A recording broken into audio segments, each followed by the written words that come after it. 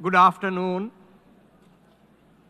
I call to order for the start of the second meeting of the 18th session of the Conference of State Parties to the Convention on the Rights of Persons with Disabilities.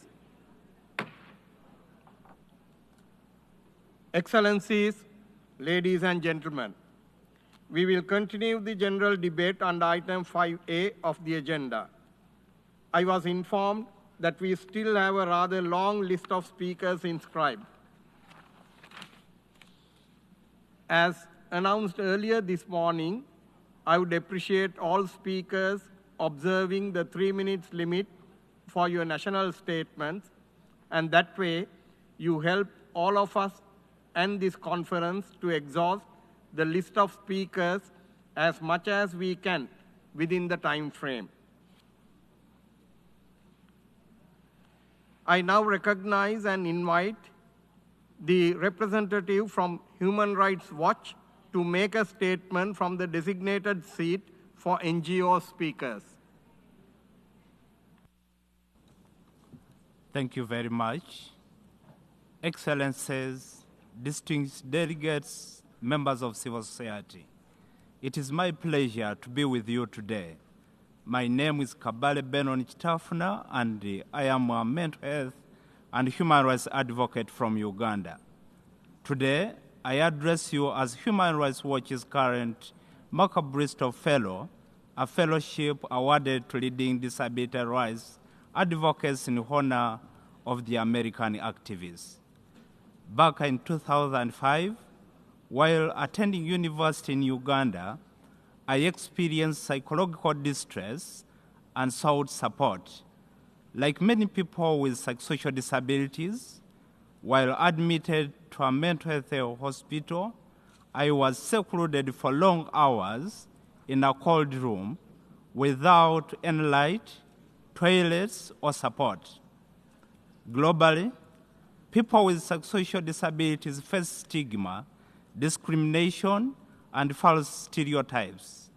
We face greater risk of abuse such as torture, sexual violence, loss of property, isolation, lack of access to justice, and shackling. For years, in close collaboration with its partners, Human Rights Watch has documented shackling, the physical restraint of people with psychosocial disabilities in a confined space. In 60 countries around the world, hundreds of thousands of men, women, and children, some as young as 10, are chained or locked up simply because they have a psychosocial disability. Inadequate support and community-based services, as well as stigmatizing beliefs, perpetuate shackling. But there is hope. Peer support programs and capacity building of organizations led by people with lived experience have resulted in the drastic transformation of access to community-based support services. On a personal note, following my seclusion and restraint, I founded the Mental Health Recovery Initiative, a local group providing peer support and raising awareness in Uganda. As we gather here at the Conference of State Parties, we call on members of the international community to support the spirit of the convention, to champion making people with psychosocial disabilities the leaders in transforming mental health services. Thank you very much. Thank you. I now invite His Excellency, Minister of Family from United Arab Emirates to deliver a statement. Sayyid al-Rais. Mr. President, at the beginning, I would like to thank Sri Lanka as president of the conference this year and the deputies for their efforts. And we highly appreciate the theme of this session. Mr. President, in the UAE, we believe that persons with disabilities are partners in building our homeland. They have skills that deserve appreciation. And on this basis, the state has adopted a comprehensive approach to build a society that is inclusive of all its members. Our efforts have focused on 6 pillars that include health, education, employment, social protection, access, and social participation. And these have been supported by legislation, at the forefront of which is the law of 2006 and local strategies. In the area of education and training, the state has led initiatives such as inclusive schools and early education, and expert government centers have been established that have exceeded 35 centers, and 45 specialized centers have also been initiated. On the level of employment, the job market has become more inclusive through the use of technology, and in health, the state provides a comprehensive system that provides treatment and psychosocial support. We have also empowered government agencies through integrating disability in plans and strategies. The inclusion of persons with disabilities is a collective responsibility. We have expanded services that promote the independence of persons with disabilities through personal assistance and dedicated training programs in a manner that is aligned with Article 19 of CRPD.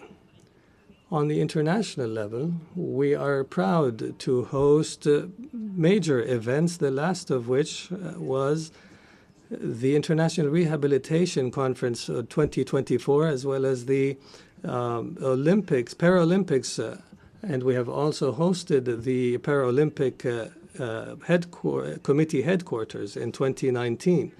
And this was a reflection of the state's commitment to the persons with disabilities. Mr. President, in the United Arab Emirates, we do not view inclusion as a goal, but as a sustainable approach to build a more just and equitable society. And we will work hard to firmly establish the rights, and the mic has been cut off. Thank you, Your Excellency. I now ask the Secretariat to screen a video message from Excellency Minister of Social Solidarity of Egypt. السيد الرئيس. Mr. President, Egypt is firmly committed to the principle of nothing about us without us. We believe that every person, regardless of their ability, deserves a life of dignity and participation in society. The 2014 Constitution of Egypt has reaffirmed the rights of persons with disabilities in an unprecedented manner. It provides for the state's commitment to guarantee their rights in the areas of health, education, culture, athletics, public facilities, and public transportation. The Constitution also includes non-discrimination and guarantees parliamentary representation and guarantees the formation of a council on persons with disabilities. A law on the rights of persons with disabilities has been adopted, and it represents a paradigm shift in this field. And we have also launched an integrated services card that is carried by 1.5 million persons, and it is the leading and major instrument to connect persons with disabilities to the services they are entitled to. They also benefit from cash support programs that now benefit more than 1.3 million persons. In the area of education, persons with disabilities have been included in more than 28,000 schools throughout the country through an inclusive education program. And on the level of economic empowerment, the beneficiaries of programs have reached 20,000 at the end of 2024. In addition, incentives are provided to the private sector to encourage inclusive employment. Your Excellencies, we have also launched an electronic program to facilitate access to the job market to persons with disabilities. Your Excellencies, The Egypt Vision 2030 seeks to achieve inclusive development based on justice and inclusion. In this context, Egypt is currently preparing its national disability strategy with the leadership of the Council of Persons with Disabilities. And we are proud of our participation in joint Arab efforts in order to provide a common Arab framework to promote the rights of persons with disabilities and to direct policies towards inclusion and equality. In conclusion, I reiterate on behalf of Egypt that empowering persons with disabilities is a firm commitment and an integral part of our approach to human rights and development in order for no one to be left behind and for everyone to enjoy their rights and the opportunity to live in dignity and actively participate in society. Thank you very much.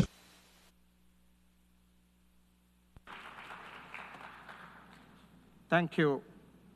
I now invite the representative from Keystone Human Services International to make a statement from the designated NGO's speaker's seat.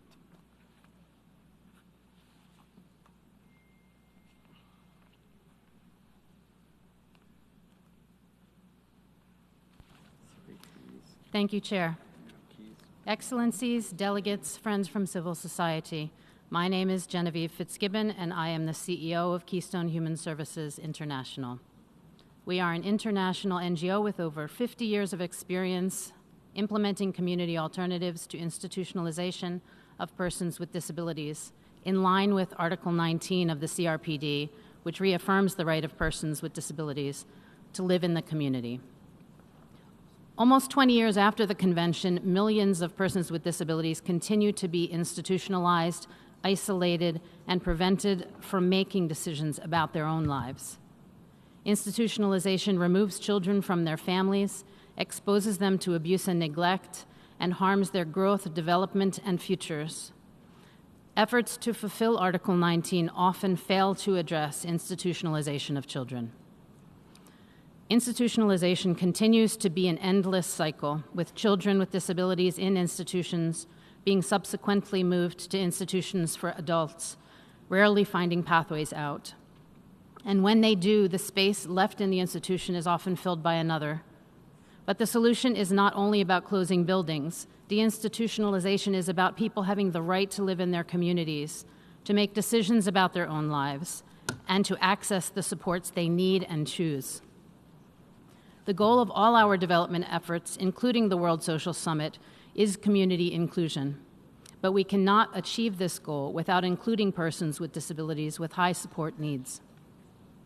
Additionally, changing financing priorities raise the risk that some groups will become even more deprioritized and invisible.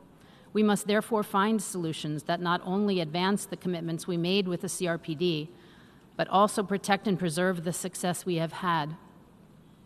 The lived experiences of persons with disabilities, priorities of organizations of persons with disabilities, and the guidelines on deinstitutionalization all provide the roadmap to make this a reality, but it requires political will and resources.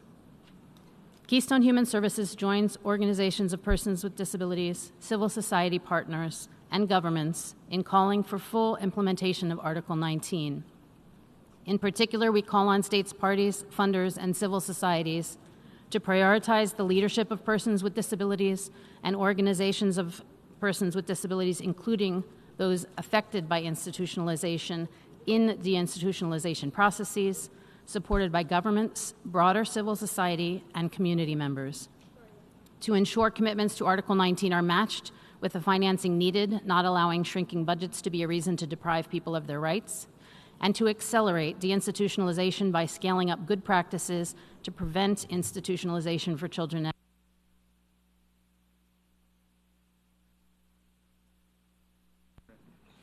Thank you.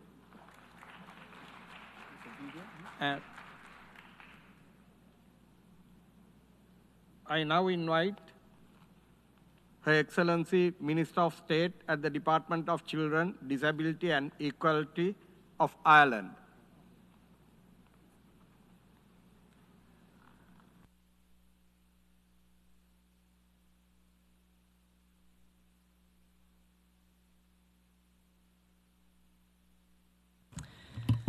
Ireland aligns with the statements of the European Union and the UN LGBTI core group.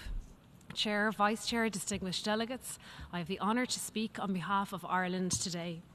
Ireland greatly welcomes the theme of this year's conference, particularly in the lead up to the Second World Summit for Social Development, which we must ensure is a fully inclusive process that meaningfully includes persons with disabilities and the organisations who represent them. Lived experience must be at the heart of effective policy making. This is especially true when it comes to supporting people with disabilities and their families. That's why I'm particularly proud to be in New York this week, joined by several of Ireland's leading disability organisations. Their voices will make an invaluable contribution at the United Nations, helping to shape global dialogue through insight grounded in real-life experience.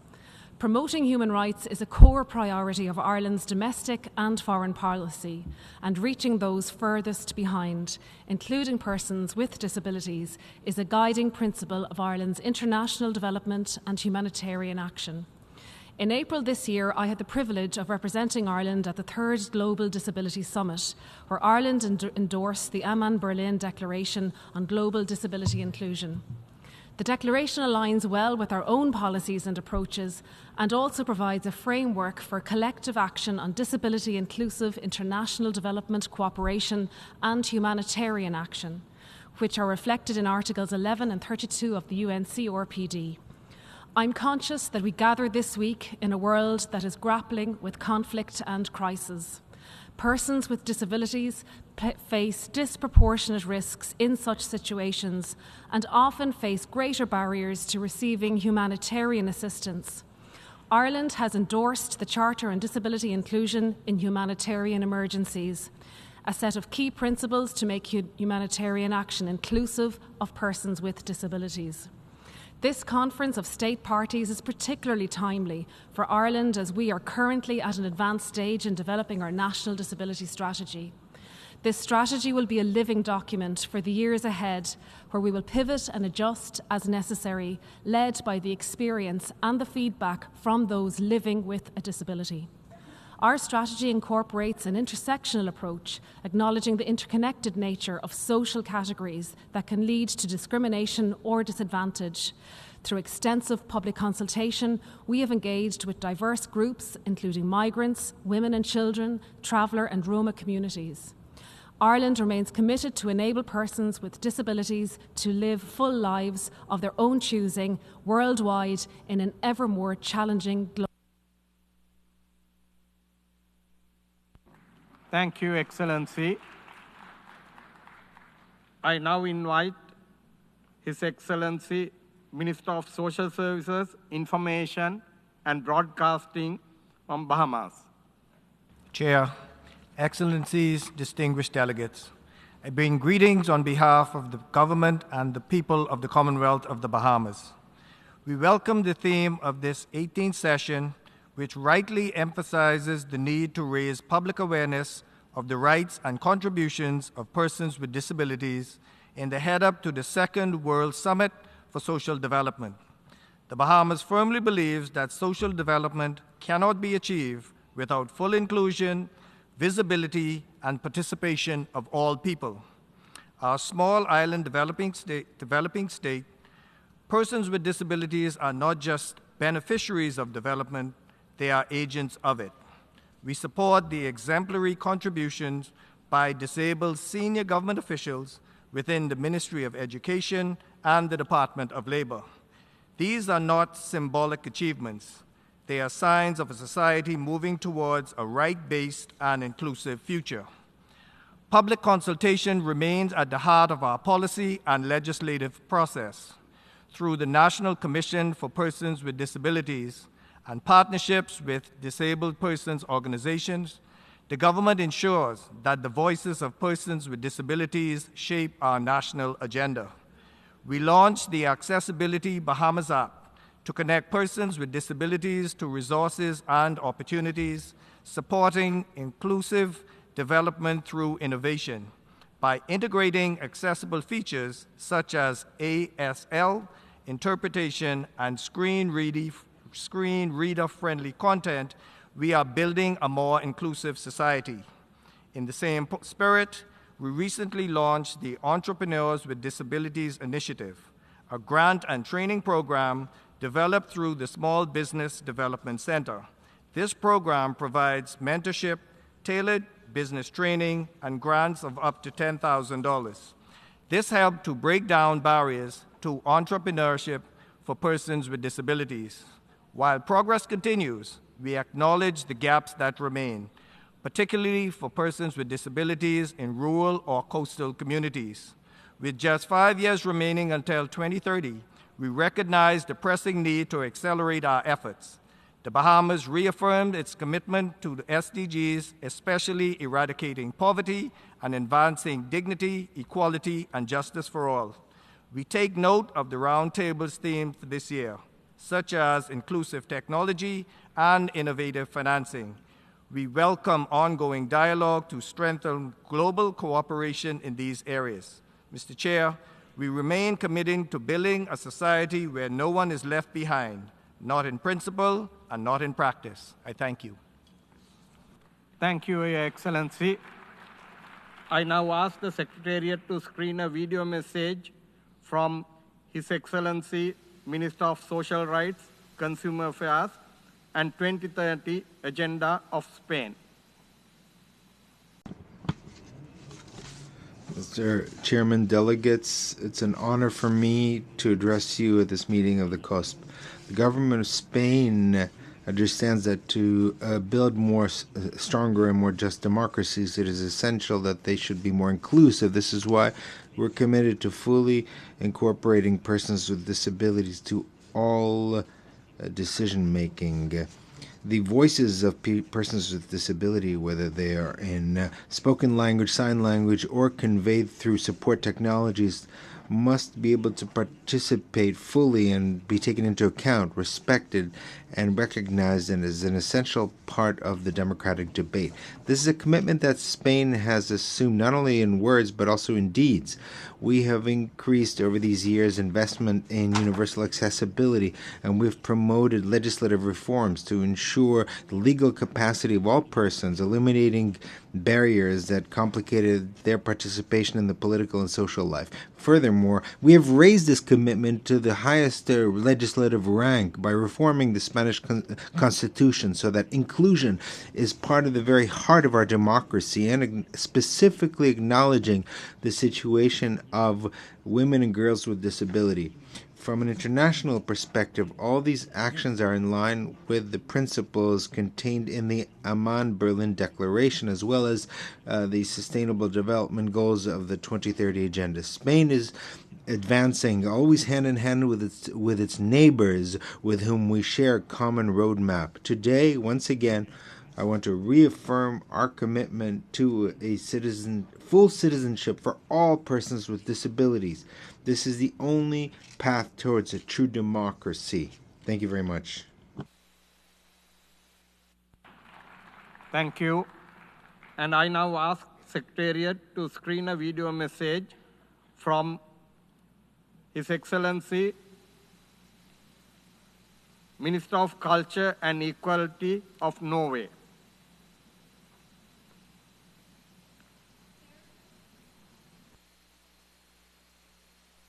No. Yes.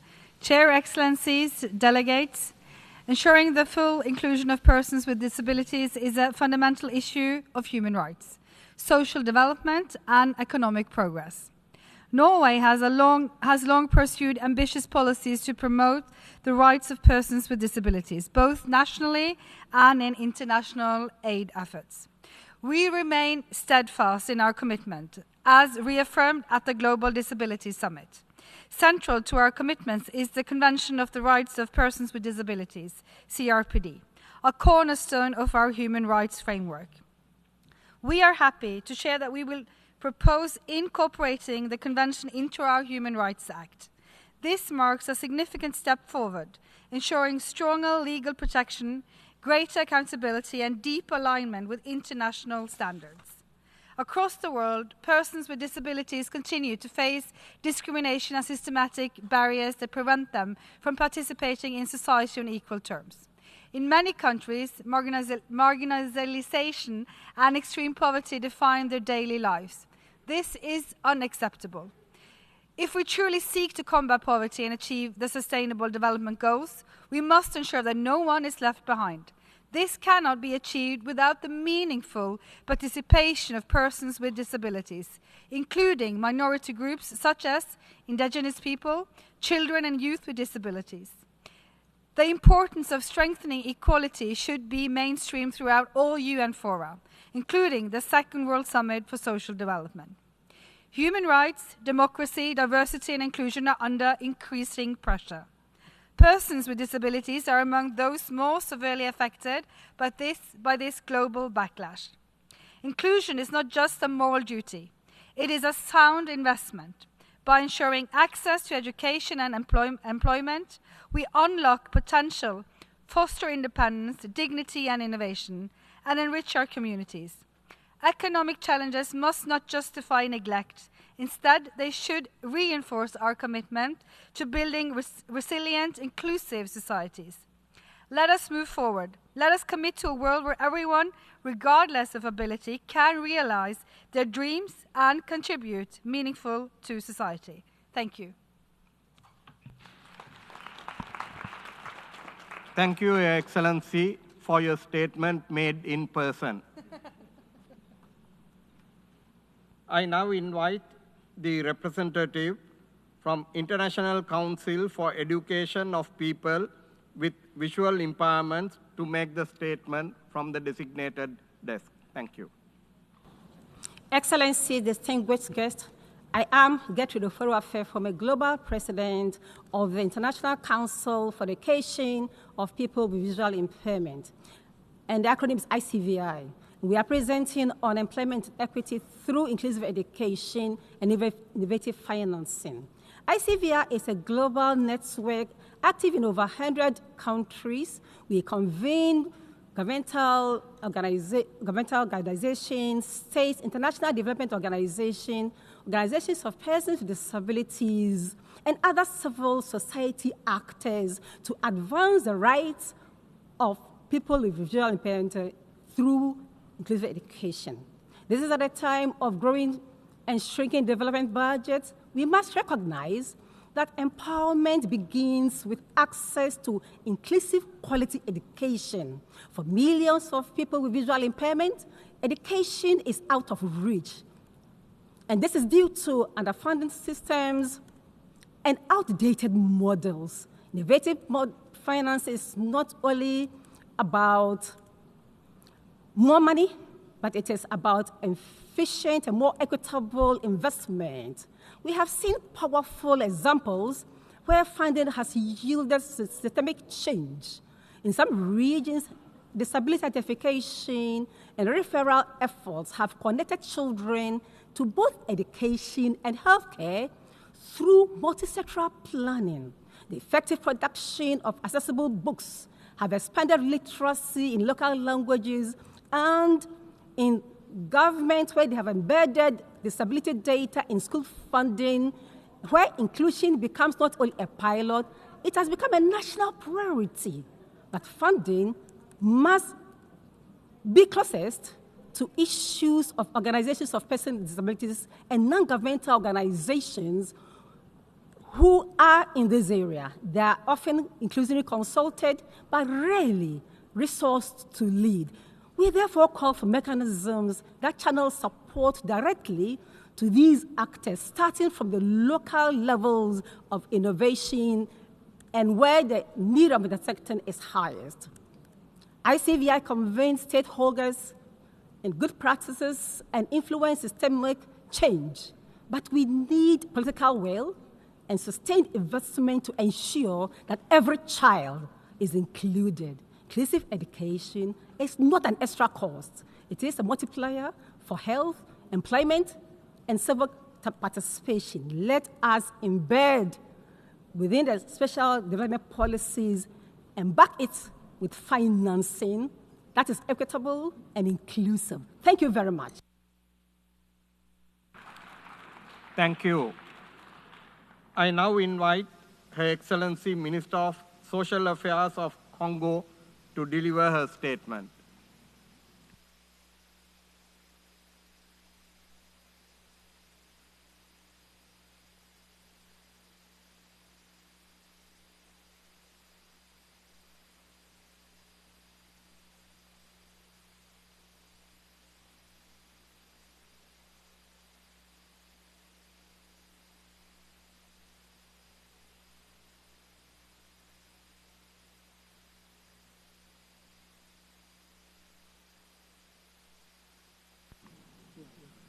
I now ask Secretariat to screen a video message from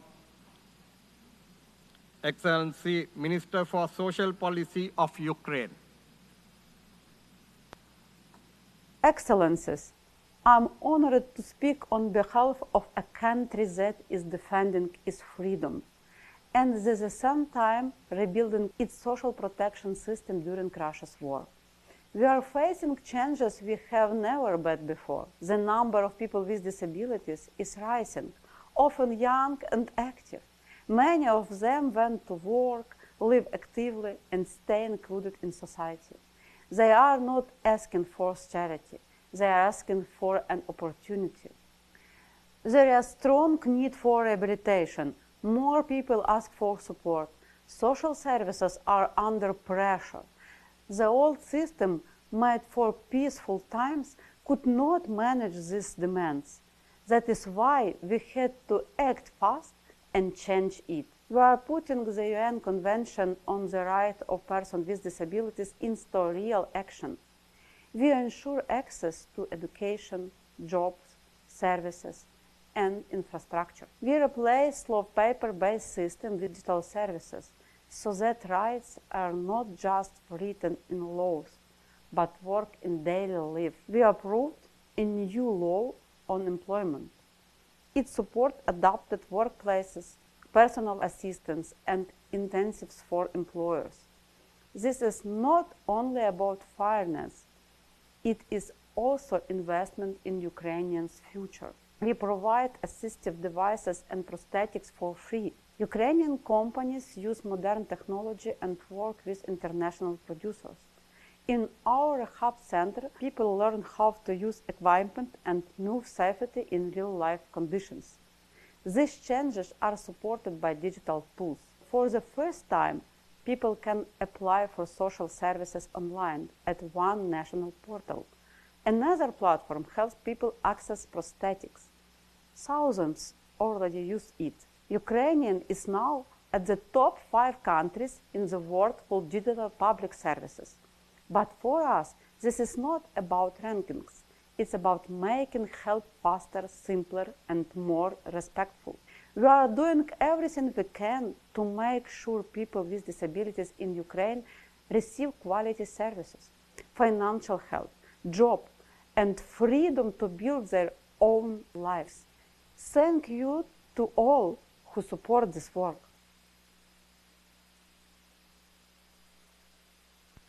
Thank you.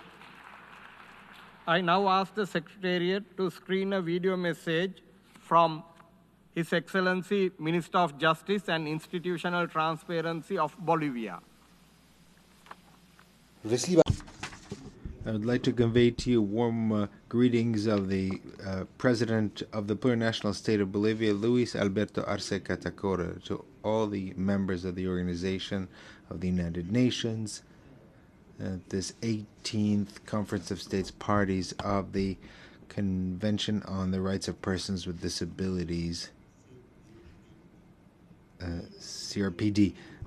Bolivia reiterates its firm commitment to the convention, which is the foundation for the protection of the rights of this vulnerable population.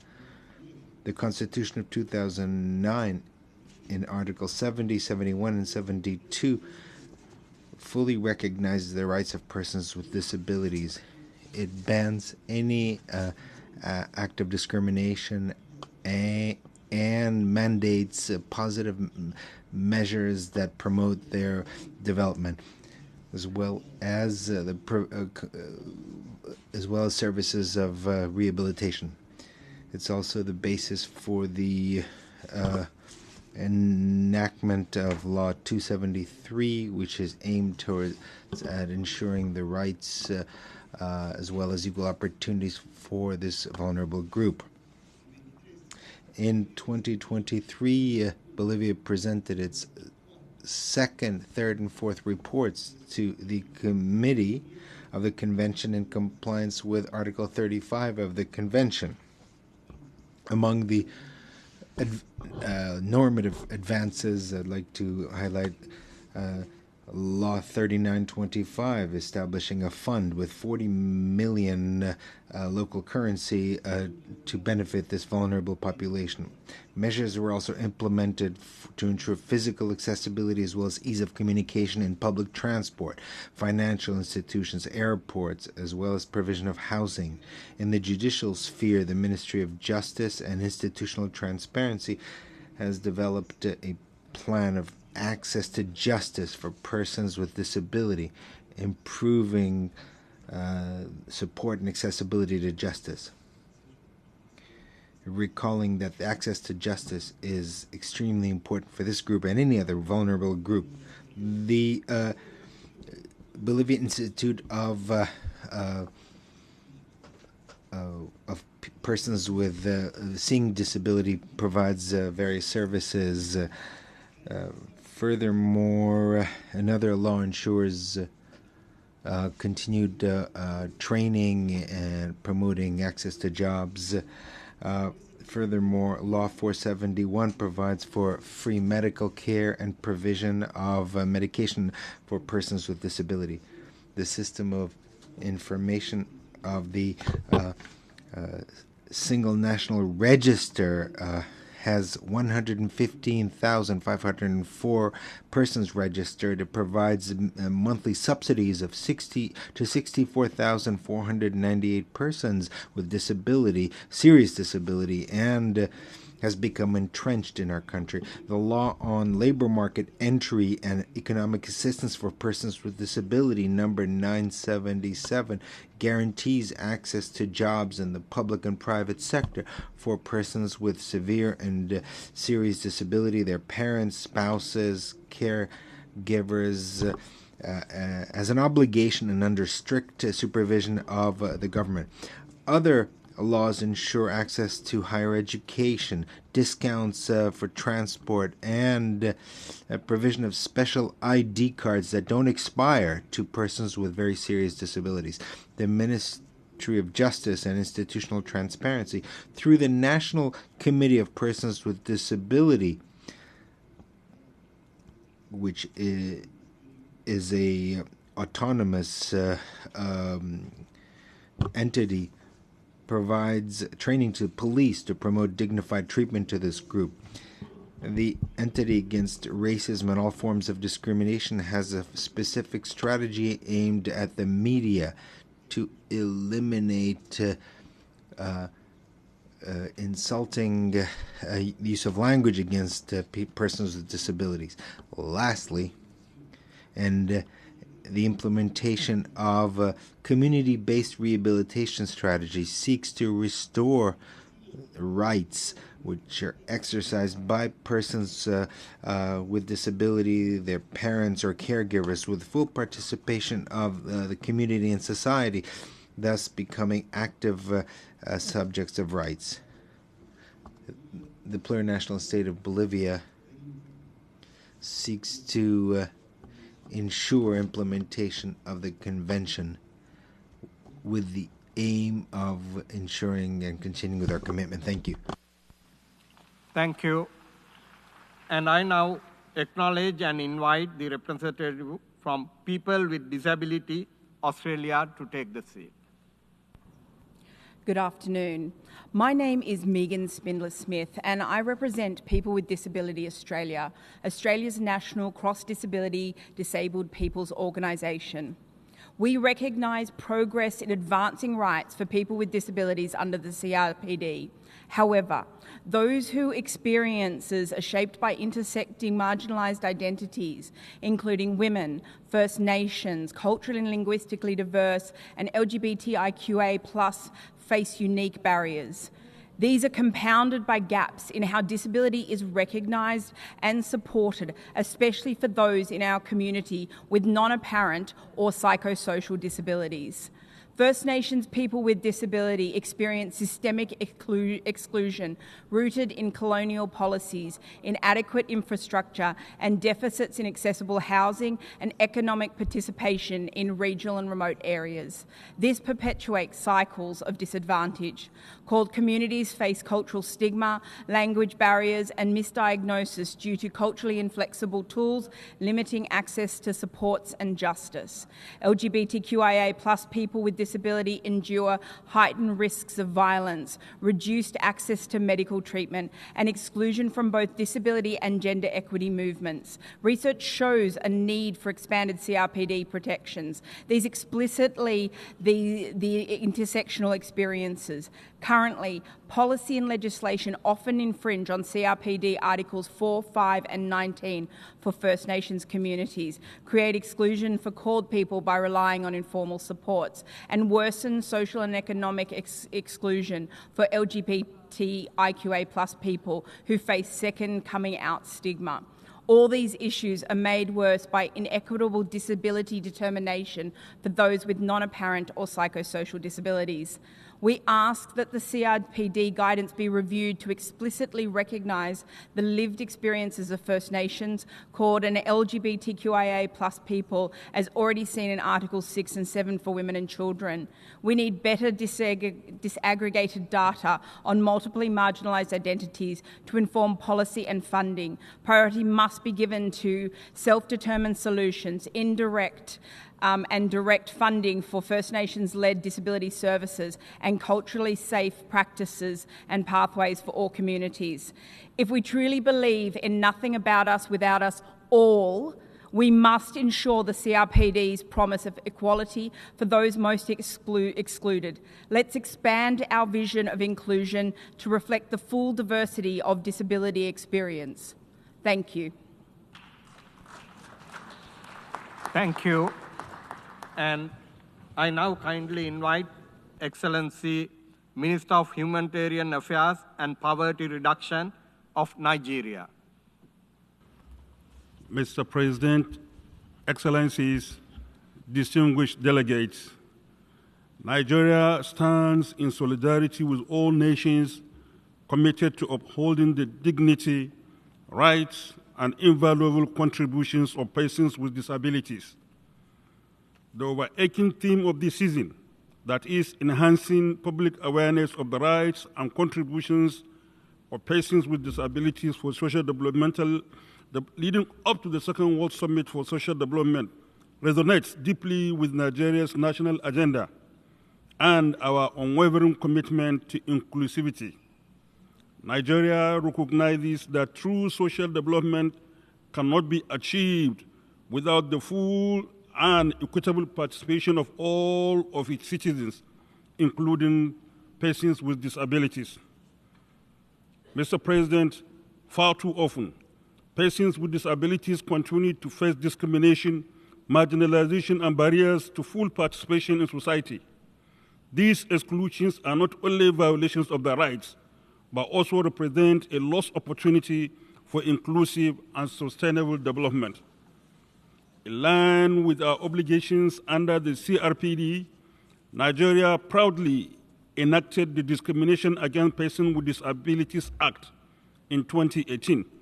This landmark legislation provided a robust legal framework for protecting the rights of people with disabilities and prohibiting discrimination in all spheres of life. A crucial step stemming from this act has been the establishment and operationalization of the National Commission for Persons with Disabilities in Nigeria. The Commission serves as a vital institutional mechanism dedicated to coordinating, monitoring, and advocating for the implementation of disability rights across the country. Furthermore, we believe in empowering persons with disabilities to be agents of their own development. Mr. President, Nigeria reaffirms its wavering commitment to the full realization of the rights of persons with disabilities. As we prepare for the Second World Summit for Societal Development, We emphasize that increasing public awareness and celebrating the contributions of persons with disabilities is not only a moral imperative, but also a catalyst for building equitable and inclusive society. Mr. President and delegates, you may wish to be reminded that the majority of the most intelligent people on earth are people with disabilities, and therefore rights and privileges of PWDs must be enhanced and strengthened globally. Remember, there is a greater ability.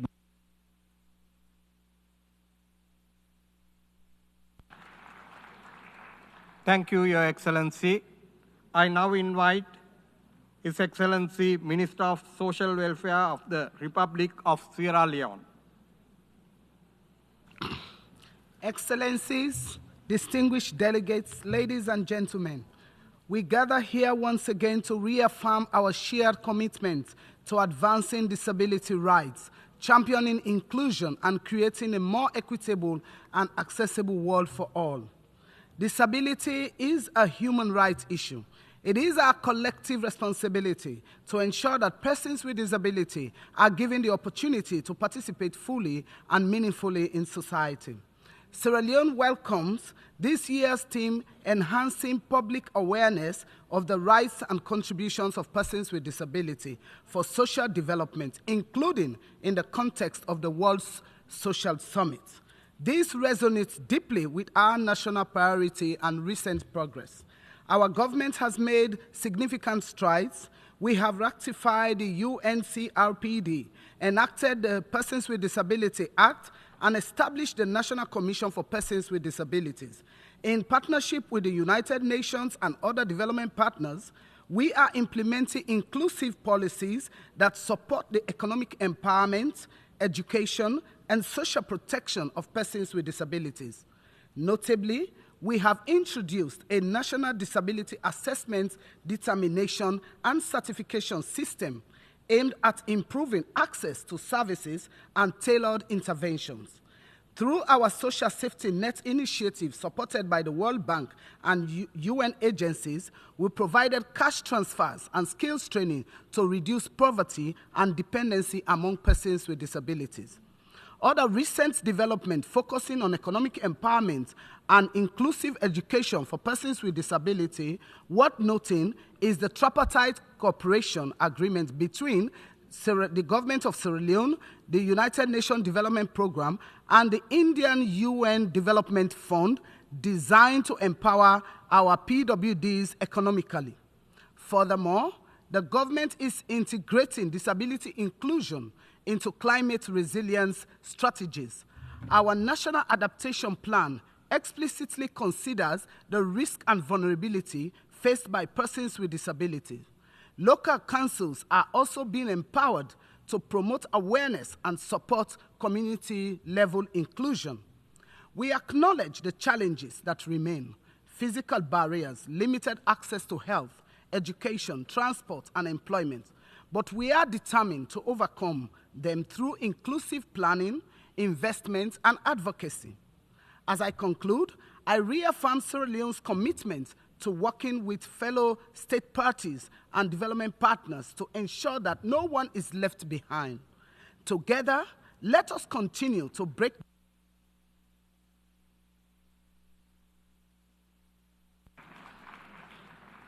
Thank you. May I now invite Her Excellency member from the Human Rights Commission of Saudi Arabia.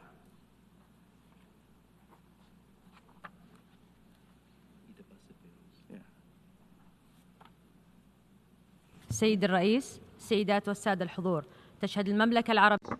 Mr. President, distinguished participants, the Kingdom of Saudi Arabia, in the context of the Saudi Vision 2030, is undergoing a global transformation in many areas, including human rights and the rights of persons with disabilities on the basis of our human and religious values and our international and national commitments. We've introduced a law in 2023 on persons with disabilities to promote and protect the rights of persons with disabilities.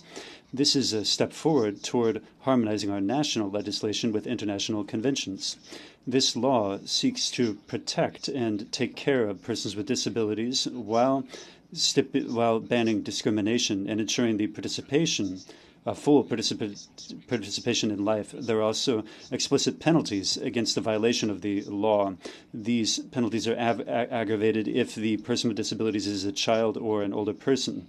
We also have a specialized authority for persons with disabilities in the kingdom.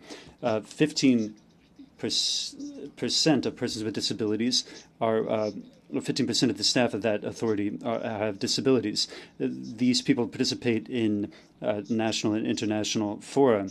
We're also providing assistance to the tune of 3 billion reals since 2022. In terms of education, the Minister of Education has launched a program providing high-quality opportunities in cooperation with the private sector. This program has allowed for the transport, housing, and monthly stipends to be paid to people. In terms of professional training, the Minister of Social Development has instituted a program to integrate persons with disabilities in the workplace. Thanks to that program, the participation of persons with disabilities went up to some 13% in a few years. We're also helping persons who are deaf and hard of hearing through sign language. The Minister of Justice is also providing services to those who have hard of hearing, including interpreters and reading services. The promotion of the rights of persons with the rights of disabilities is not only about the law, it also involves an inclusive culture. Thus, the kingdom is strengthening community-based measures and allowing for disabled persons to be part of decision-making. In closing, we reaffirm our firm desire to promote and protect the rights of persons with disabilities and to harmonize our laws with international standards and to follow the latest developments in this area in order to craft a society that is more inclusive. Thank you very much, and may the peace of God be upon you. I now acknowledge the Royal Commonwealth Society for the Blind and invite the member to take the floor.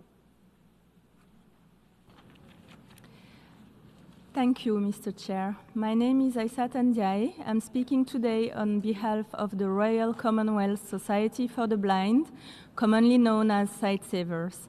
Sightsavers works in around 30 countries and at the global level to promote the rights of persons with disabilities. After 30 years, 2025 will see the second World Social Development Summit. It provides a strategic platform to reinforce the SDGs' commitments to leave no one behind. The primary challenge for the World Social Summit is to bridge the gap between high-level commitments and concrete actions that produce measurable improvements in the life of persons with disabilities. Persistent gaps in budgeting and financing disability inclusion, a lack of accountability, and insufficient participation of persons with disabilities continue to delay progress. We call on member states to ensure the process is meaningfully inclusive of civil society, particularly persons with disabilities. Deliver a political declaration that will advance the inclusion of persons with disabilities through commitments to financing, inclusive social protection, and the active involvement of persons with disabilities in policy making. Ensure the summit is not a moment in time, but leads to sustained accountability. Another important decision that member states must make in 2025 is to ensure the ongoing sustainability and implementation of the UN Disability Inclusion Strategy. The UN Disability Inclusion Strategy is an important mechanism for ensuring disability inclusion throughout the UN and enabling member states to meet their commitments. We call on member states to commit to sustainably financing implementation of the UN Disability Inclusion Strategies. These are just two important decisions that member states must make this year. We call on member states and the UN system to take every opportunity to accelerate action towards achievement of the SDGs and realizing the rights of persons with disabilities as set out in the CRPD. Thank you for your attention. Thank you. I now invite the President of the National Council for the Integration of Persons with Disabilities of Peru.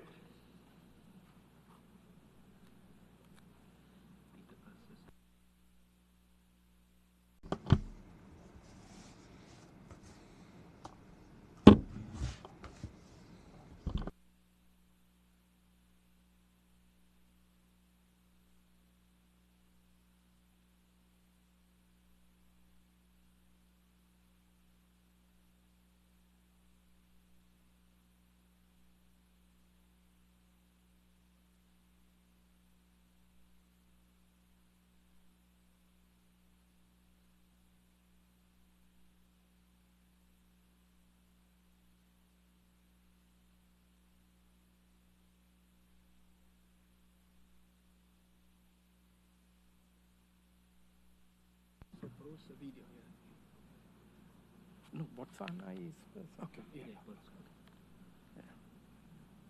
I now invite Honorable Minister for State, President of the Republic of Botswana.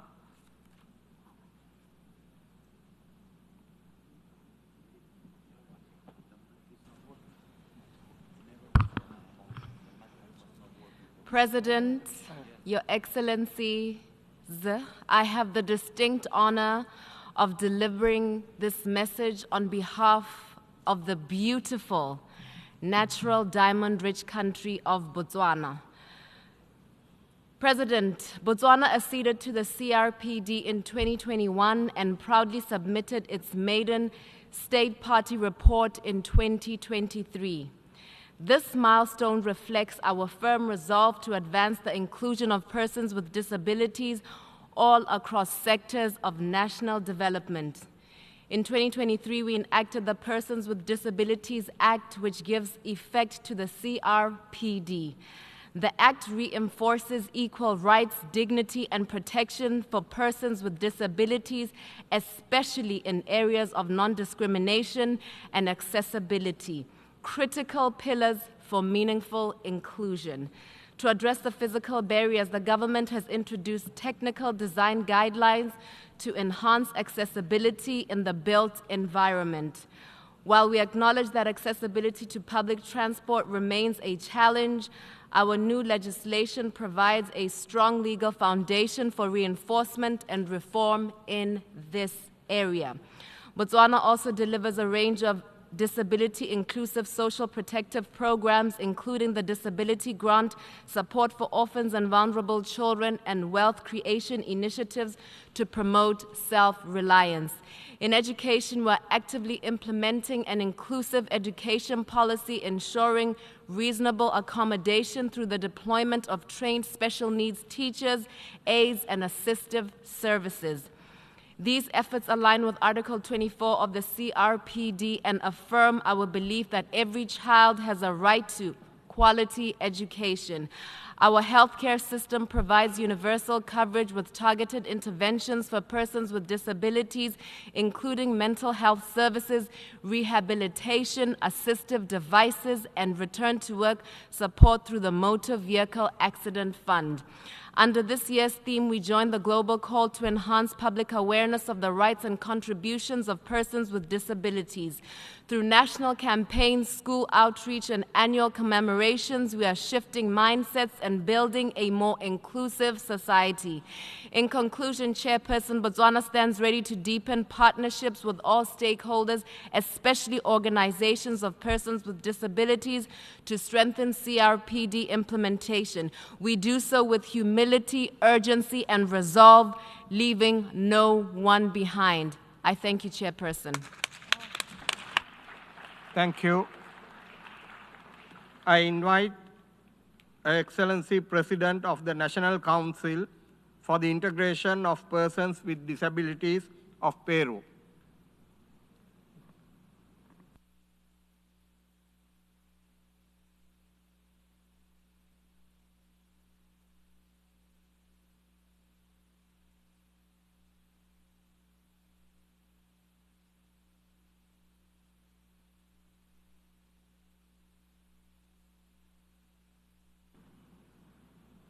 we will come back to Peru. And in the meantime... Gracias, señor presidente. Thank you, Mr. Chairman. I'd like to greet the members of the Bureau and thank them for leading this important debate, as well as members of the Department of Economic and Social Affairs and representatives of civil society. It's an honor to address you at this 18th Conference of States Parties of the Convention on the Rights of Persons with Disability. Today we meet to confirm a common commitment defending the dignity and acknowledging the rights of persons with disability. Peru has a legislative framework that recognizes and protects the rights of persons with disability in all areas of life. We'd like to highlight that in line with Article 12 of the Convention, the legal capacity of persons with disability has been fully recognized. With the approval of Legislative Decree 1384, Peru established a model of support in decision-making and reaffirmed that persons with disabilities are persons with full rights with the capacity to exercise those rights in equal conditions to the rest of the population. In this framework, proposals have been formulated geared towards deinstitutionalization and implementation of a system of support and safeguards seeking to guarantee the inclusion and participation of community life. In 2021, the National Multisectoral Policy on Disability for Development to 2030 was approved, elaborated with the participation of the population with disability. This document is geared towards eliminating structural discrimination against persons with disabilities. Furthermore, in 2024, Law 32-139 was enacted and its bylaws. According to this law, the Peruvian state established concrete measure that ensures that regional and local governments must allocate 1% of their annual budget to ensure accessibility in cities and improve programs and services aimed to addressing the needs of the population with disabilities. Among other measures, Peru reaffirmed its commitment to strengthen its policies seeking to ensure the full participation of persons with disability in all spheres of social, economic, and political life. Now, in the lead-up to the Second World Summit on Social Development, Peru and the international community have a responsibility to ensure that the voices and contributions of persons with disability are fully recognized and appreciated. We're grateful to the committee on... The microphone is switched off. Thank you. I invite Her Excellency Minister of Social Affairs and Housing of Iceland.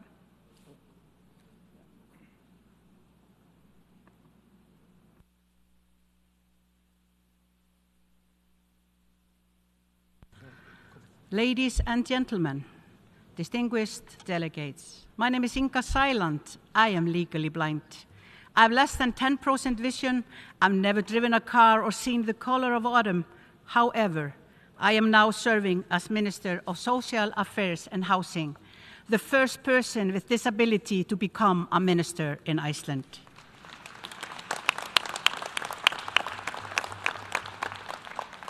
When I was a baby, a serious illness took most of my sight. I grew up in a small fishing village, ashamed of my blindness.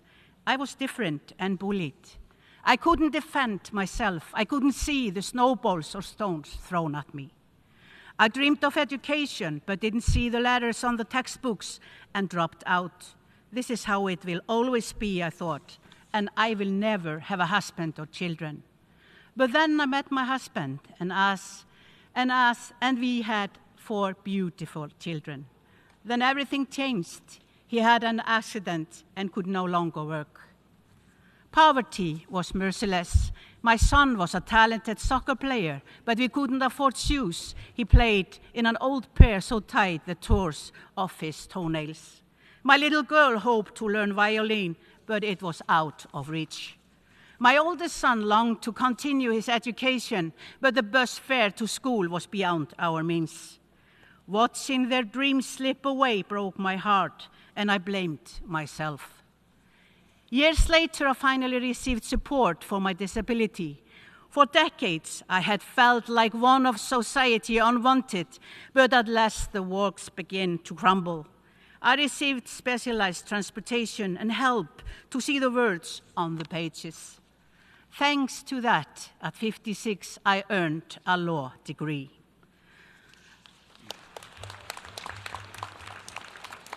At that point, I asked myself, how can I help? Though blind, I saw injustice clearly. I founded a political party to fight poverty and improve the lives of those with disabilities. The movement grew. I became a member of parliament and later a minister. Incorporating the Convention and the rights of persons with disability into law in Iceland is deeply personal for me. That's why this March I made it a priority to bring a bill before Parliament and will fight for it every step of the way.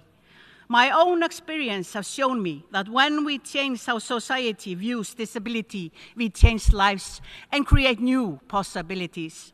My dreams came true thanks to the support I received and the rights I was finally able to exercise, the very rights that the Convention so close to my heart so clearly sets out.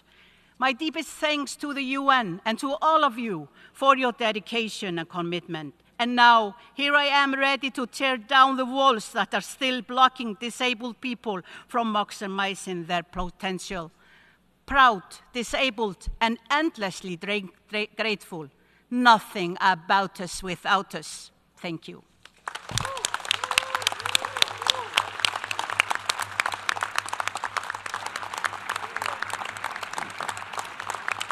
Thank you.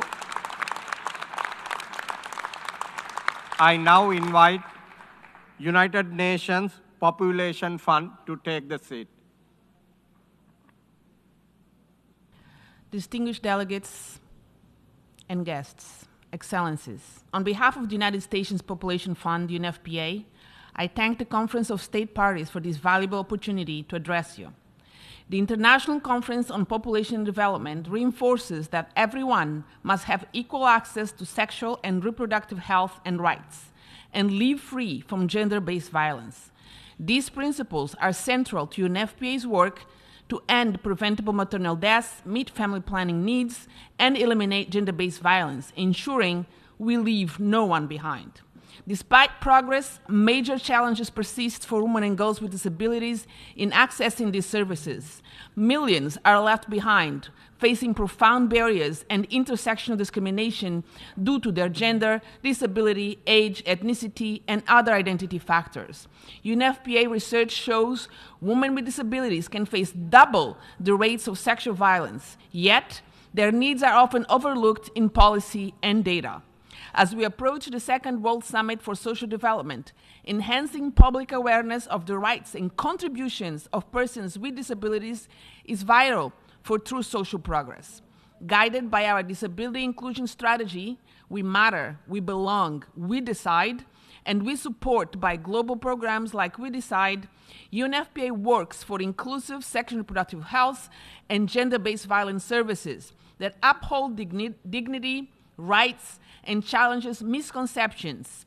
Our concrete strategies include strengthening data collection and use. We champion the collection and use of disability disaggregated data. Influencing policy making. We advocate for revising discriminatory laws and support legal frameworks for equal sexual and reproductive health and rights access. Our guidelines, developed with partners like Women Enabled International, are enhancing services for persons with disabilities in over 70 countries. Empowering women and youth with disabilities. Our work centers the voices and experiences of women and youth with disabilities. In last year, for example, we directly empower women and youth with disabilities with knowledge and advocacy skills. Partnering with organizations of persons with disabilities. Crucially, we partner with organizations of persons with disabilities at all levels. This ensures persons with disabilities themselves lead in shaping inclusive sexual and reproductive health and rights policies and programs. Disability inclusion and gender equality are vital principles for UNFPA. In meeting the ICPD's unfinished business, we are steadfast in our commitment to rights and choices for all. UNFPA stands strong, affirming this work's importance and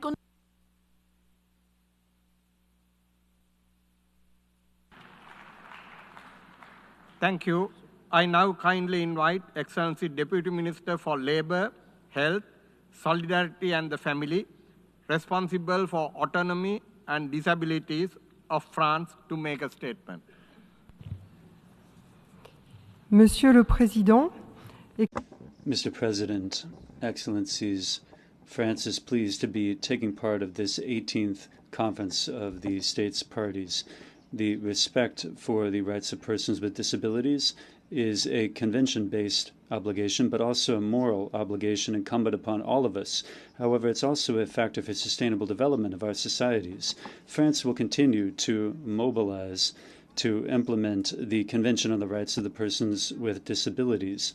For every state, the observations of the Committee on the Rights of Persons with Disabilities are fundamental. France has made this work a priority. Inclusive education is one pillar here. In terms of public education from grade school on, we've ensured that we have an evolving framework for pupils with disabilities with a model for cooperation. This new model draws on the expertise of teachers and specialized professionals in order to ensure teaching materials adapted to the needs of this population. In the same vein, sports has an important role in promoting the autonomy and equality of everyone. When made accessible to everyone, sports is a venue for personal development and dialogue and contributes to better health. These dimensions are at the core of the Convention, especially in its Article 30, which allows for persons with disabilities to participate equally in culture and sports inter alia. There's a need to make sports accessible to everyone as a shared practice by clearing away prejudices.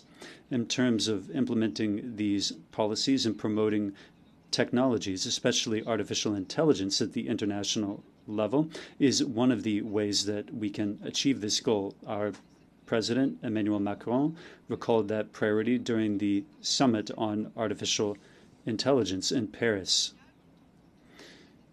AI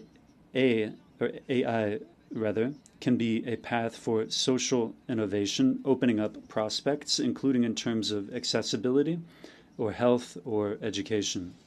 We need to support these innovations, which need to assist persons with disabilities as well.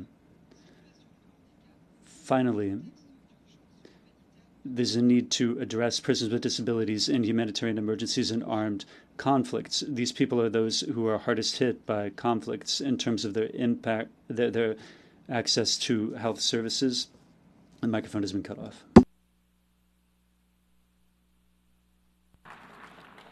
Thank you. And I now ask Secretariat to screen a video message from Excellency Deputy Minister of Social Welfare of Cyprus. Mr. President, Cyprus aligns with the statement delivered by the European Union, and I would like to make some additional remarks in my national capacity. Cyprus reaffirms its strong commitment to the promotion and protection of the rights of persons with disabilities, including their full inclusion and meaningful participation in all aspects of social, economic, political, and public life, recognizing their contribution to social development. As we approach the Second World Summit for Social Development, it is more imperative than ever to enhancing public awareness of the rights, as well as invaluable contributions of persons with disabilities in building inclusive societies and advancing sustainable development for all. Mr. President, following the ratification of the UN Convention of the Rights of Persons with Disabilities in 2011, Cyprus adopted its first National Disability Strategy 2018-2028, outlining the vision values, strategic goals, and actions, further upholding the rights of persons with disabilities across all areas of their lives. The National Disability Strategy was revised in 2024. Hence, the new National Disability Action Plan for 2024-2028 was adopted, emphasizing a cross-sectoral approach, collaboration with the private sector, and active cooperation with the organizations representing persons with disabilities. Our government is focused on strengthening national initiatives, particularly in enhancing early childhood intervention and family support, inclusive education, healthcare accessibility, and employment opportunities. These efforts aim to ensure equal and effective participation as well as inclusion of persons with disabilities across all areas of life. Mr. President, although the disability perspective is integrated into Cyprus policy decision-making and budgeting, we recognize that more actions are needed to enhance public awareness and promote the rights of persons with disabilities, highlighting their diverse talents and perspectives, which are equally valuable and indispensable. Mr. President, to conclude, Cyprus, as an elected member of the Human Rights Council for 2025-2027, has placed the rights of persons with disabilities at the heart of its priorities. Furthermore, allow me to highlight that the inclusion of persons with disabilities will be one of Cyprus' priorities during our presidency of the Council of the European Union in the first semester of 2026. This is not just a political commitment. It is a call aimed in shaping a society that is more just, inclusive, and human. Thank you, Mr. President.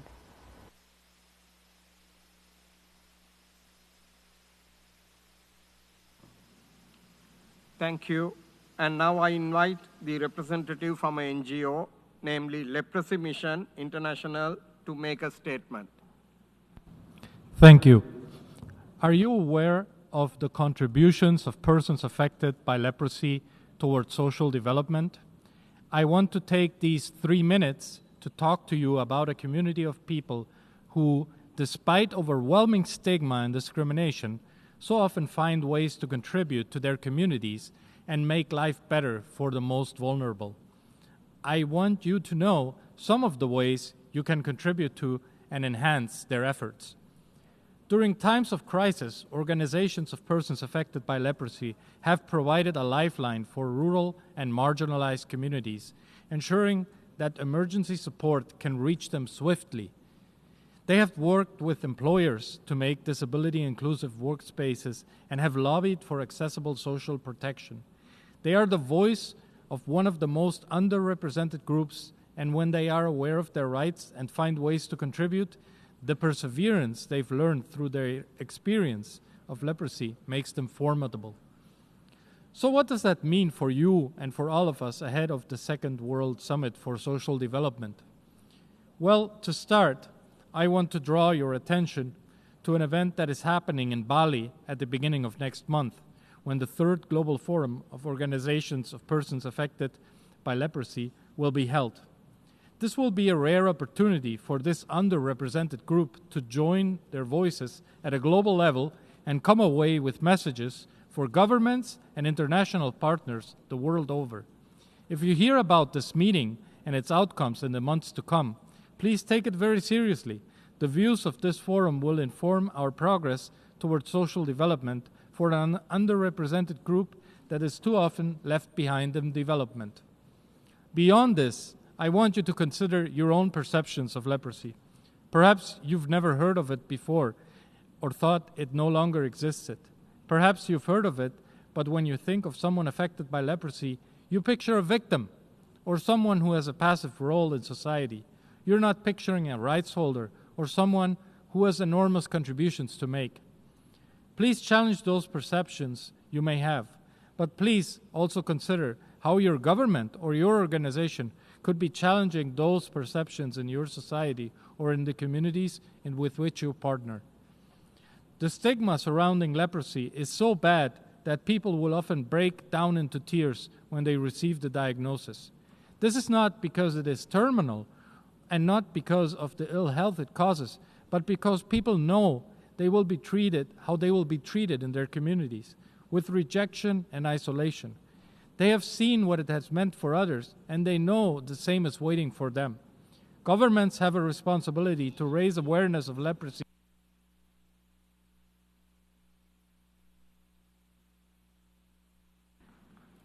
Thank you. And I now kindly invite Excellency Vice Minister of Social Security and Labor of Lithuania to make the statement.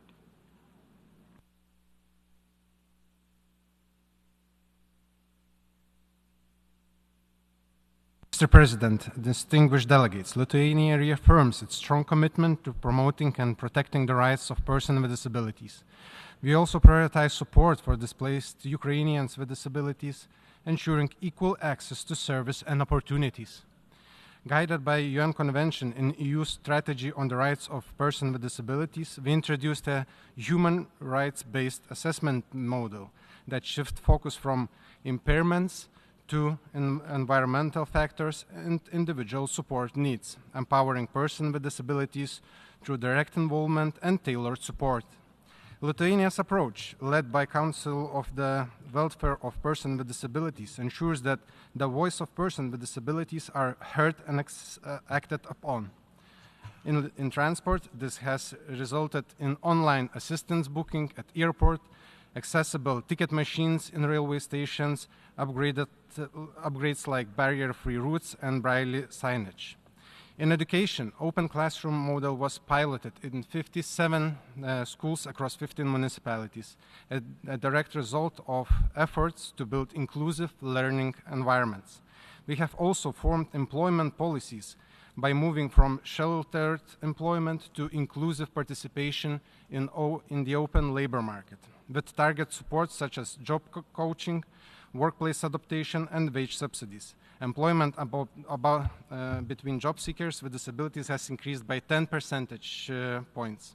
6% of public sector employees are now persons with disabilities, and over half of public institutions met 5% quota. Lithuania is strengthening its zero-tolerance approach to violence. 24 specialized complex assistance centers operate across the country, where special attention is given to accessibility for persons with disabilities. Clear standards have been established along with algorithms, identification criteria, and guidelines developed in close cooperation with disability NGOs and other partners. A 53% increase in assistance recipients in 2024 reflects growing trust. Reaffirming our commitment to disability rights globally, Lithuania proudly nominates Ms. Dovilė Juodkaitė for the 2027-2023 term on the CRPD. Let us continue to raise awareness, remove barriers, and amplify voices. Inclusion is a foundation for a just and equitable society. Thank you. Thank you. And I now kindly invite Excellency Deputy Minister of Women, Youth and Persons with Disabilities from South Africa to deliver a statement. Mr. President, South Africa as a state party to the Convention of the Rights of Persons with Disability is committed in achieving its full implementation through domesticating the Convention. In line with the applicability of Convention, South Africa is committed to protecting the applicable rights and freedoms in the Convention and actively working towards the progressive realization of other particular rights outlined in the Convention. We are including the article of Convention in policies, in legislation promulgated by different government departments who are tasked at service delivery processes. South Africa has adopted reasonable and necessary measures towards enhancing the rights and contribution of persons with disability to social development in line with the overarching theme. We are currently working towards the finalization of an overarching omnibus legislation, the Promotion and Protection of Persons with Disability Act, that will give a strong legislation mandate to the White Paper on the Rights of Persons with Disability, which guides policy implementation and service delivery value chain. This legislation will include all the rights present in the Convention and in line with the South African Constitution. The realization of the rights is monitored closely by the Department of Women, Youth, and Persons with Disability through a whole-of-government monitoring and reporting mechanism focused on the implementation of policy, promulgation of laws, and delivery of basket of services to persons with disability. Mr. President, South Africa participates in this conference to share experience and learn from other state parties on how the theme and sub-theme of the conference can be realized. In this vein, South Africa views disability from a human rights perspective, and therefore social and economic development should be delivered with respect for their inherent dignity in line with the principle of the Convention. The provision of this service must be within the plans, procedures, administrative governance, and equitable budgets in governments. The contribution of persons with disability to enhancing awareness of social development is key towards improving the quality of lives of persons with disability. It is critical that the state parties to the Convention should be in the position to develop quality of life indicators in line with the Human Development Index and the Inequality Index for persons with disability. It is also important to ensure that these services assist in bridging the poverty gap, providing care and support services to persons with disability without any form of discrimination. In conclusion, South Africa supports the objectives of this theme and sub-theme and will present statement within the roundtables and host a side event with the state parties. International organizations of persons with disability are also welcome to attend. I thank you. Thank you, Your Excellency. I now kindly invite Excellency Vice Minister for Labor and Social Affairs of Germany to deliver a statement. Thank you very much, Mr. President, Excellencies, distinguished delegates. In April this year, the world met at the Global Disability Summit in Berlin. The summit was held in a world in which the rules-based international order is being shaken to the core. The consensus that all human beings have the same inalienable rights, whether they have a disability or not, and regardless of their gender, nationality, social background, religion, or sexual orientation, is increasingly being challenged. The Amman Berlin Declaration adopted at the summit set the goal of 15% for the 15%. This is the first concrete target for inclusive international development cooperation. It was embraced by around 100 countries and organizations. Achieving this goal by 2028 requires teamwork, and this joint effort has already begun in many countries. Germany will support it to the best of its ability. Another important summit is due to take place this year, the second World Social Summit for Social Development in Doha. Germany will also use this summit to advocate for strong and responsible international community and to promote as well as demand rights for people with disabilities. For us, one thing is certain. There is absolutely no question about the human rights-based approach of the UN Convention on the Rights of Persons with Disabilities in and for Germany. In that sense, we also fully align with and support the statement of the European Union. Germany's new government has also made this a key goal. In fact, improving accessibility is a top priority on its agenda, and we will implement legislation in the following months. Our objective is to establish a right to reasonable accommodations in the private sector and to ensure that all public buildings at federal level are accessible by 2035. Moreover, Germany aims to make the general labor market more inclusive. The reform of sheltered workshops for persons with disabilities continues to be one of our priorities. We are currently working on this intensively together with organizations of persons with disabilities. Ladies and gentlemen, Germany is committed to the UN CRPD, and we look forward to continue our work in a multilateral framework together with all of you. Thank you very much. Thank you, Your Excellency. I now invite the representative from an NGO, that is Commonwealth Disabled People's Forum, to make a statement. Thank you, President. Thank you, friends. Commonwealth Disabled People's Forum represents disabled people across the 56 countries of the Commonwealth. There are more than 430 million. We have set ourselves a target of trying to get our countries to work together on the implementation of the Convention.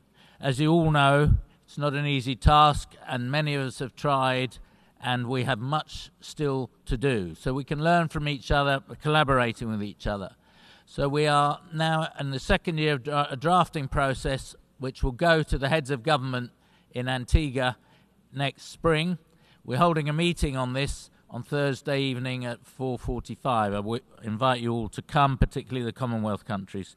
Secondly, we held a meeting this morning on resilience and the climate crisis as regards disabled people. We had 8 countries speaking of their resilience and the way that we had to do things. And we feel that the way that the focus on climate change is shifting as part of this global shift that's taking place, who will be the canary in the coal mine? It will be disabled people, and that's already been the case, with some studies showing that we are more than up to 10 times at risk in such situations. Thirdly, we think it's really important that we double our efforts on making sure that women and girls are the lead. We have made on purpose that 2/3 of our executive committee, which is drawn from all over the Commonwealth, are women. And that shows in that nearly all of the senior officers now are women in the Commonwealth Disabled People's Forum.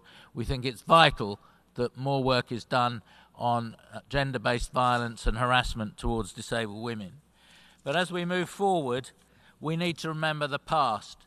There was an excellent meeting held by the Japan National DPO at lunchtime, talking about what had happened in terms of the eugenics law that was introduced in 1948 and not got rid of until 1996, which affected more than 46,000 people being sterilized. This is 1996, and they didn't get the right to compensation until last year.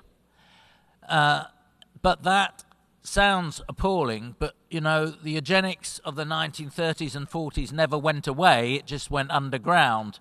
And if you talk to any doctor, they will see that getting rid of dodgy people, dodgy impairments, is a priority. Pre-birth, think of genetic screening for Down syndrome, deafness, and so on. That goes on all over the world. Yet it's against Article 10, our right to life as disabled people.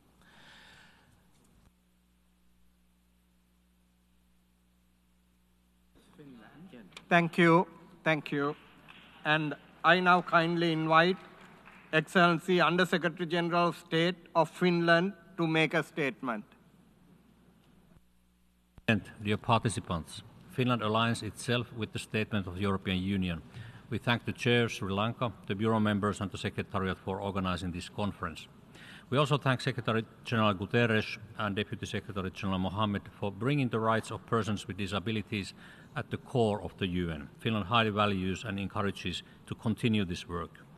Mr. President, promoting the rights of persons with disabilities is our policy priority. Finland also promotes an inclusive and principled humanitarian action that reaches the people most in need. In 2024, Finland, together with some other countries, asked the humanitarian coordination system to advance disability inclusion within the humanitarian system. As a result, the Disability Reference Group was made an associated entity in the coordination system, and the organizations of persons with disabilities are also represented. At the Global Disability Summit in April, our national commitments included support to the UN Global Disability Fund, promotion of inclusive education, inclusion of persons with disabilities in peace processes, as well as our pioneering work for disability-inclusive trade. One objective of Finland's third National Action Plan on the Convention is to promote the intersectional inclusion and equality. We pay particular attention to the rights of persons with disabilities belonging to the Sami, Finland's indigenous peoples. Mr. President, artificial intelligence raises concerns about accessibility and representation, but it also has much potential to improve the rights and the quality of life of persons with disabilities.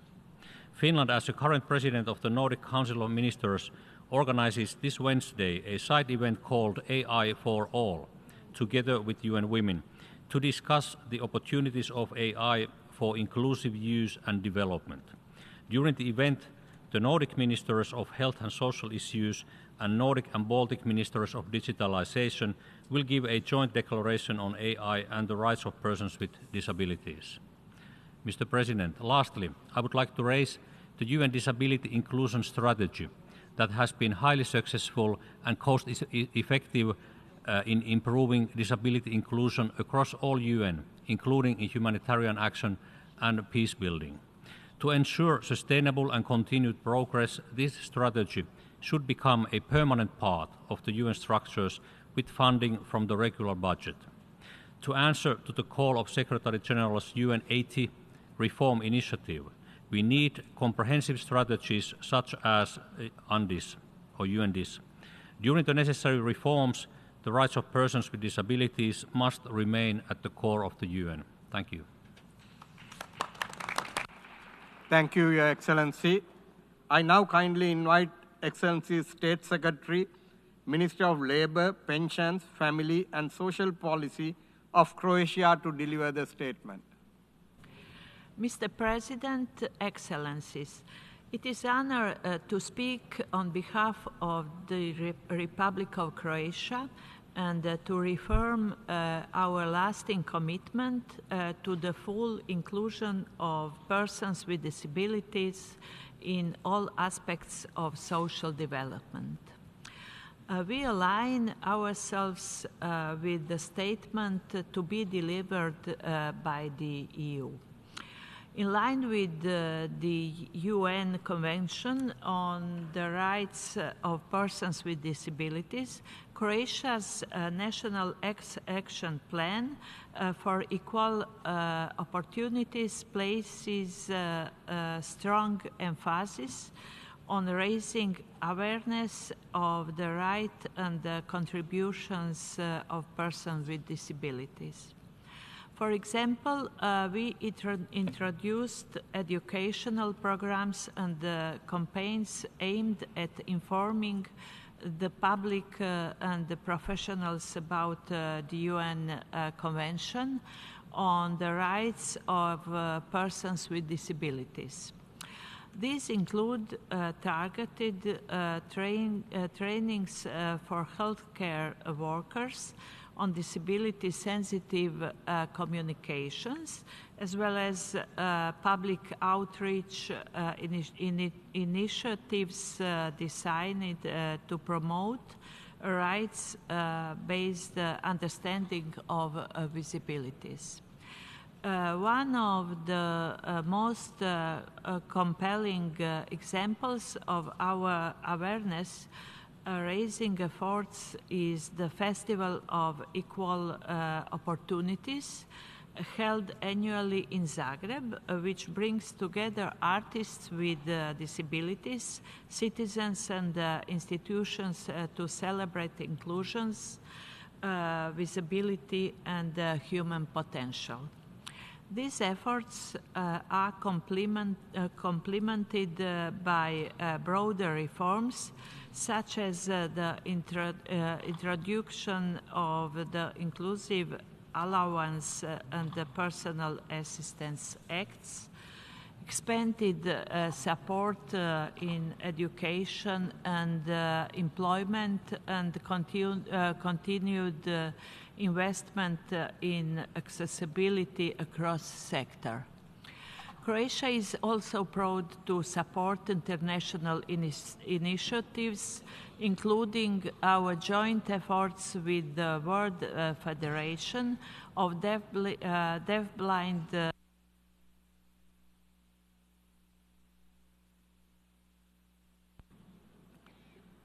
Thank you, Excellency. I now kindly invite Excellency Deputy Minister of Family and Social Services of the Republic of Turkey to make a statement.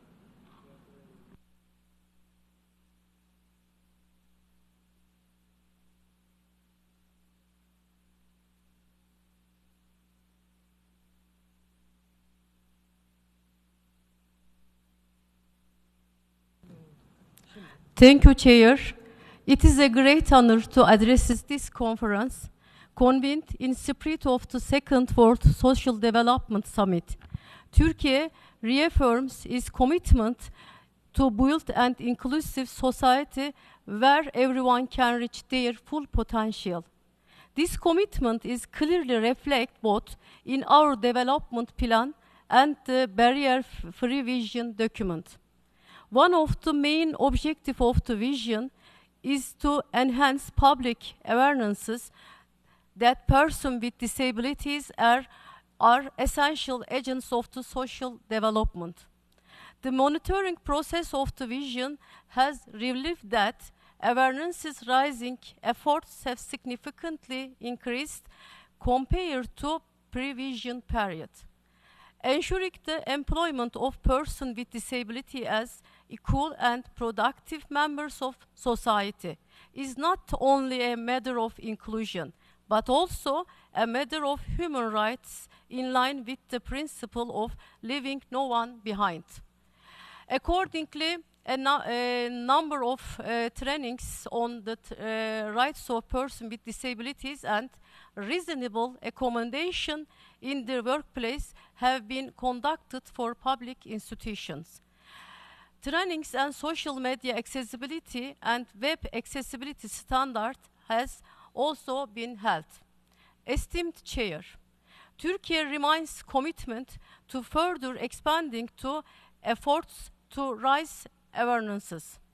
In this respect, May 16 has been announced as the National Accessibility Day. Next year, a project will be launched to promote the human rights of persons with disabilities. Awareness-raising activities and strengthening the advocacy capacity of disability organizations will be main components of this project. In the world undergoing rapid transformation, disability inclusion has become more crucial than ever. In this regard, this international community has significant responsibilities. Wars or conflicts have caused a significant rise in disabilities and serious human rights violations. Now, more than ever, we must stand united against war and promote peace. The indivisible rule of the United Nations and all its bodies holds undeniable significance in this process. Establishing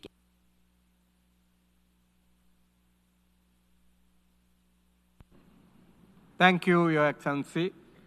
I now invite the representative from an NGO, namely Queensland Advocacy Incorporated, to make a statement.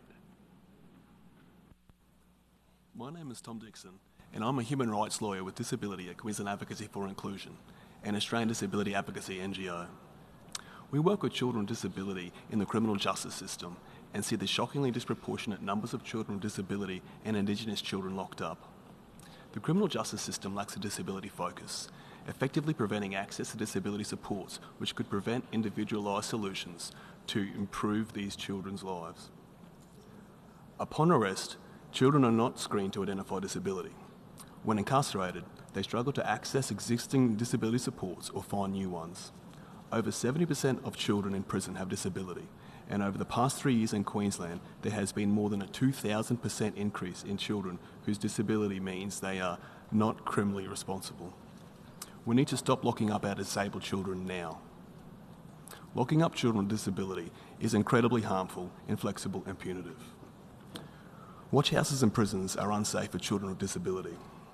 Children with disability are punished by solitary confinement or increased sentences for their inability to comply with strict prison conditions, leading to an escalating trajectory of trauma, criminalisation and harm. Despite the irreparable harm caused by locking up children with disability, our Queensland state government recently implemented adult crime, adult time laws. These laws mean children as young as 10 face adult sentences for many crimes. These laws will not only lock up more children with disability, but will fail to keep the community safe. Last month, the UN Special Rapporteur on Torture and the Rights of Indigenous People said criminal legal systems across Australia are in crisis, and specifically called out the approach of the Queensland Government as incompatible with basic child rights. Instead of listening to these experts, our State Premier, David Crisafulli, has declared that the UN doesn't control him. Human rights must be the minimum standard that control all governments here today. Human rights are the key to peace and prosperity for our nation, and human rights are what we wish to display when Brisbane hosts the Olympic Games in 2032. We call on the Queensland Government to listen to the UN and find better solutions for children with disability and for our community more broadly. We need to invest in funding individualised, disability-informed solutions to keep children out of prison while creating community safety. Thank you.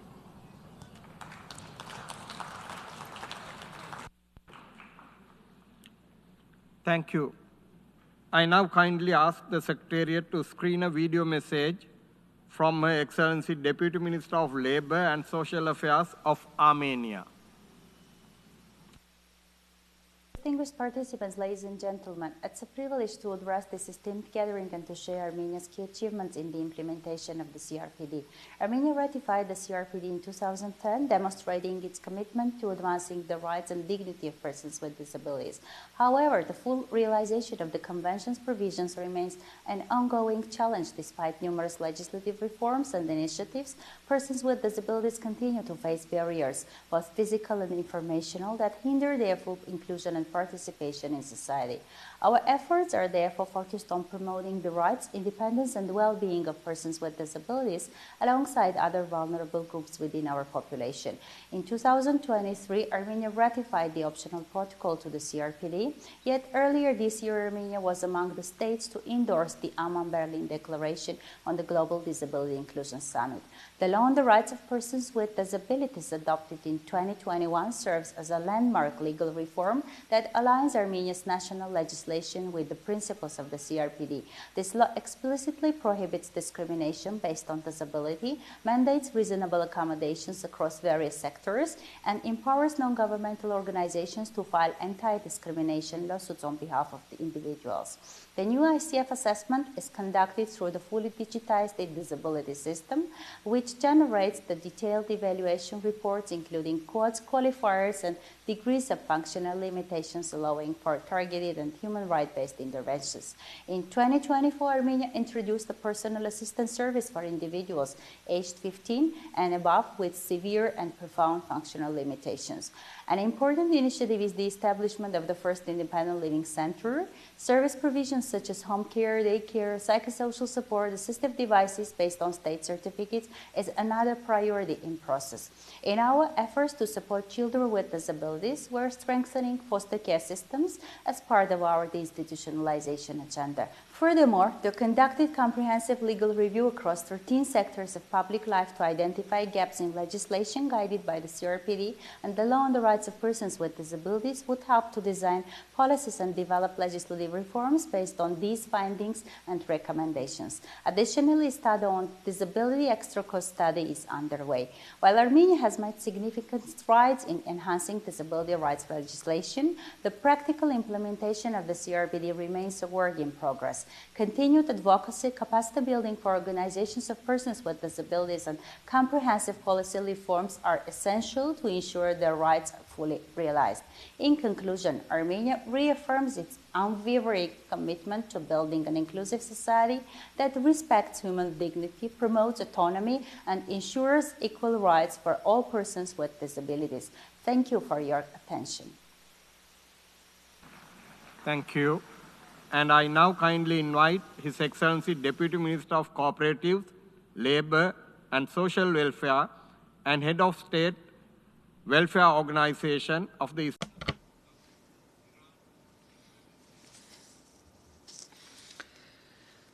In the name of God, the most compassionate, the most merciful, Honorable President, distinguished representatives, ladies and gentlemen, I would like to take this opportunity to express my utmost appreciation in my capacity as Deputy Minister and Head of the State Welfare Organization of the Islamic Republic of Iran, which also serves as the national body responsible for the implementation of the Convention on the Rights of Persons with Disabilities, to the Honorable President of the Conference and to the esteemed representatives of the state parties to this Convention, who have consistently endeavored to promote the rights of policies and programs in favor of persons with disabilities. The veneration of persons with disabilities and the endeavor to create equal opportunities for them have perpetually held a prominent place within the religious and national teachings and priorities of the Islamic Republic of Iran. In alignment with this principle, Iran ratified the convention in 2009, the initial report of which was reviewed by the relevant committee in 2017. Furthermore, the national law on the protection of the rights of persons with disabilities was enacted in 2018. As part of our efforts to enhance public awareness, alongside other initiatives across various sectors, we have introduced and implemented educational programs in schools, such as integrating concepts of equality and respect into curricula from an early age, as well as at the universities.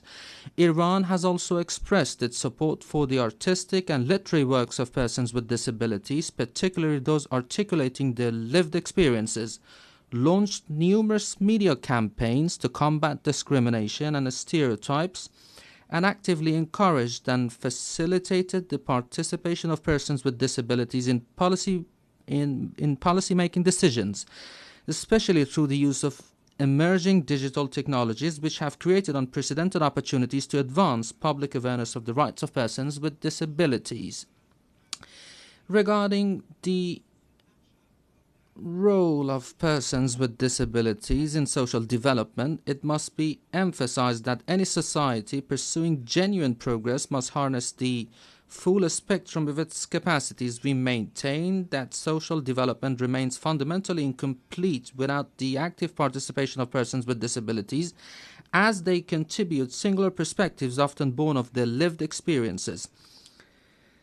The Islamic Republic of Iran, through the implementation of community-based programs, empowerment initiatives, and networking of NGOs focused on persons with disabilities, is taking concrete steps to harness the capacities of such persons for social development. We must all strive diligently within our perspectives and respective societies. Kindly invite Excellency Vice Minister of Diversity of the Minister of Equality and Equity of Dominican Republic to make the statement.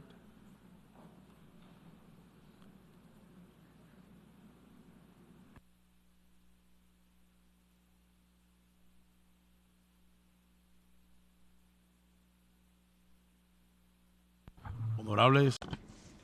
Distinguished representatives of states parties on the Convention on the Rights of Persons with Disabilities, civil society, organizations of persons with disability.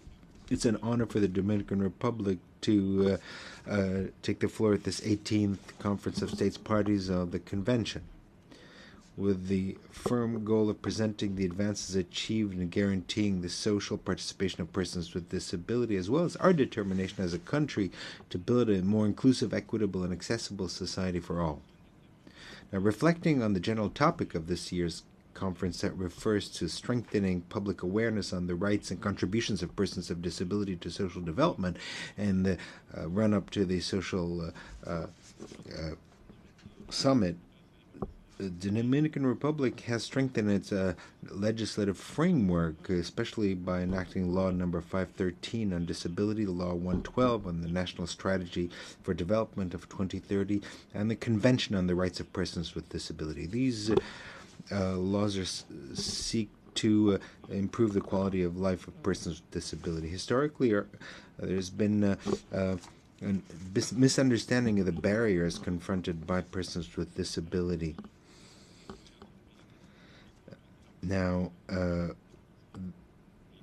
the National Council on Disability, CONADIS, has implemented a strategy of awareness raising among citizenship on the area of the rights of persons with disability through a program of roundtable seminars that seeks to raise awareness on public-private organizations as well as nonprofit organizations. Furthermore, CONADIS has established an online platform that allows users to strengthen their knowledge of important topics. Currently, the Academy offers 4 courses: dignified treatment, disability and employment, accessible tourism, and universal accessibility.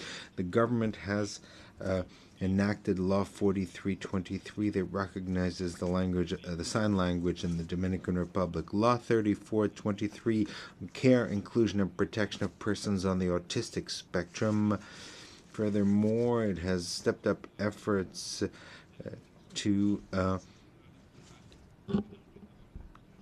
ensure that persons with disability are ensured their constitutional guarantees. In 2024, our country conducted an assessment on the advances and challenges regarding promoting the rights of persons with disability. This is a process of consultation and roundtables with the civil society, and a national plan has been launched. The microphone is switched off.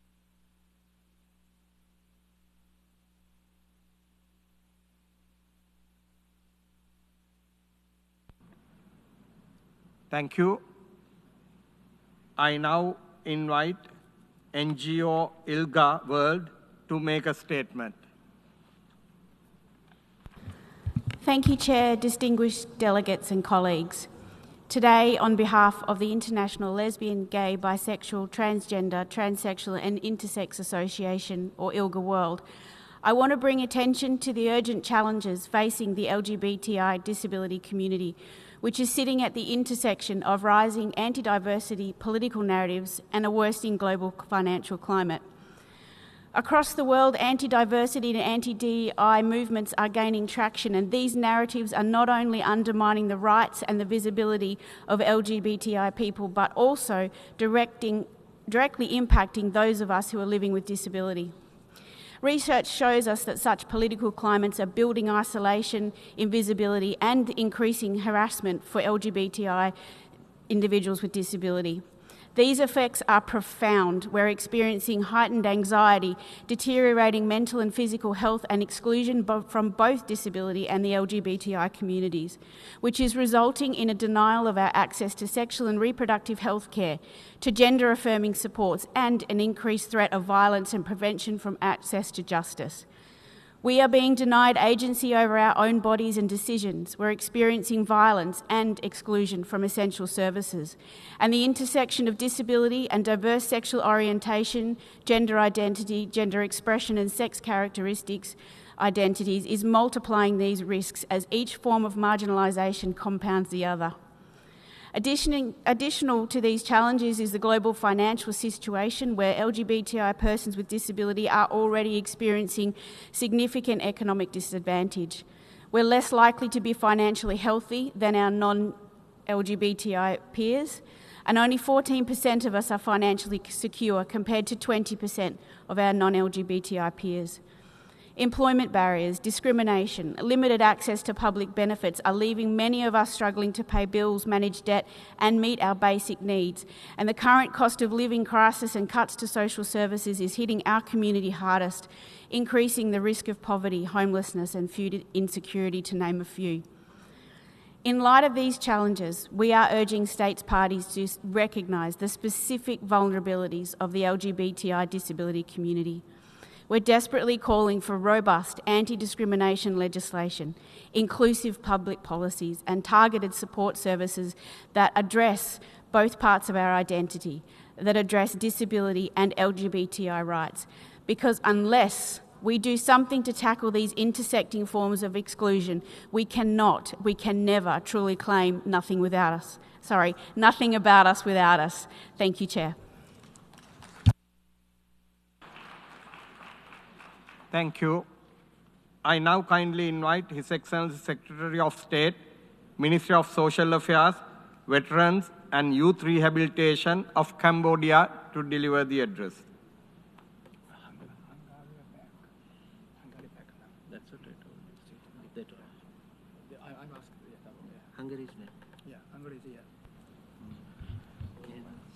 Thank Mr. President.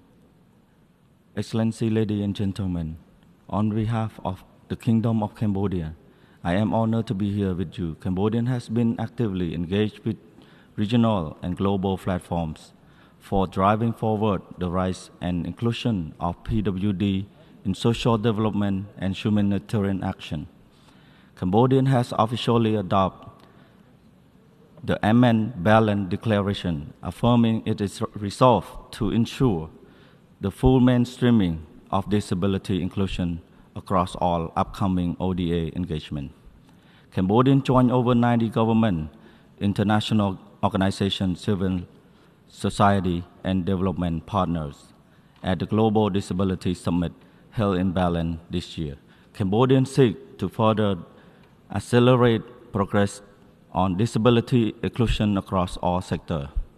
I am pleased to further announce that Cambodia has been selected as one of the pilot countries by the government of the Federal Republic of Germany and the Kingdom of Jordan for the implementation of the declaration.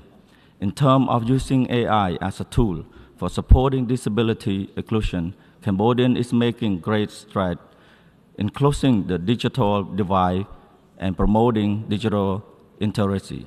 With Cambodian digital socio-economic policy framework set the stage for digital future and digital inclusion, recognizing that fair access to technology is key to fostering innovation and driving sustainable economic development.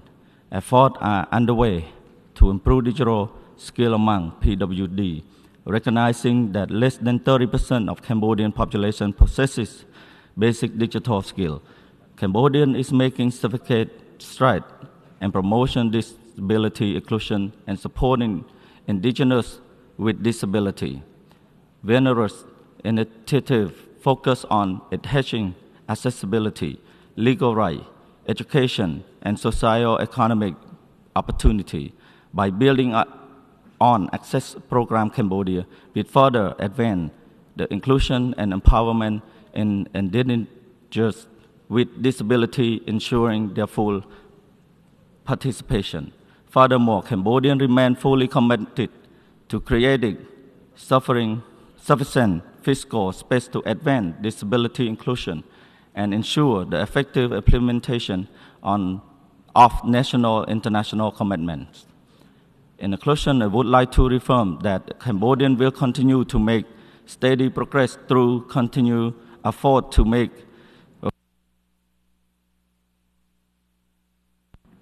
Thank you, Excellency. I now give the floor to His Excellency, Secretary of State for Disability Policy of Hungary, to deliver his statement.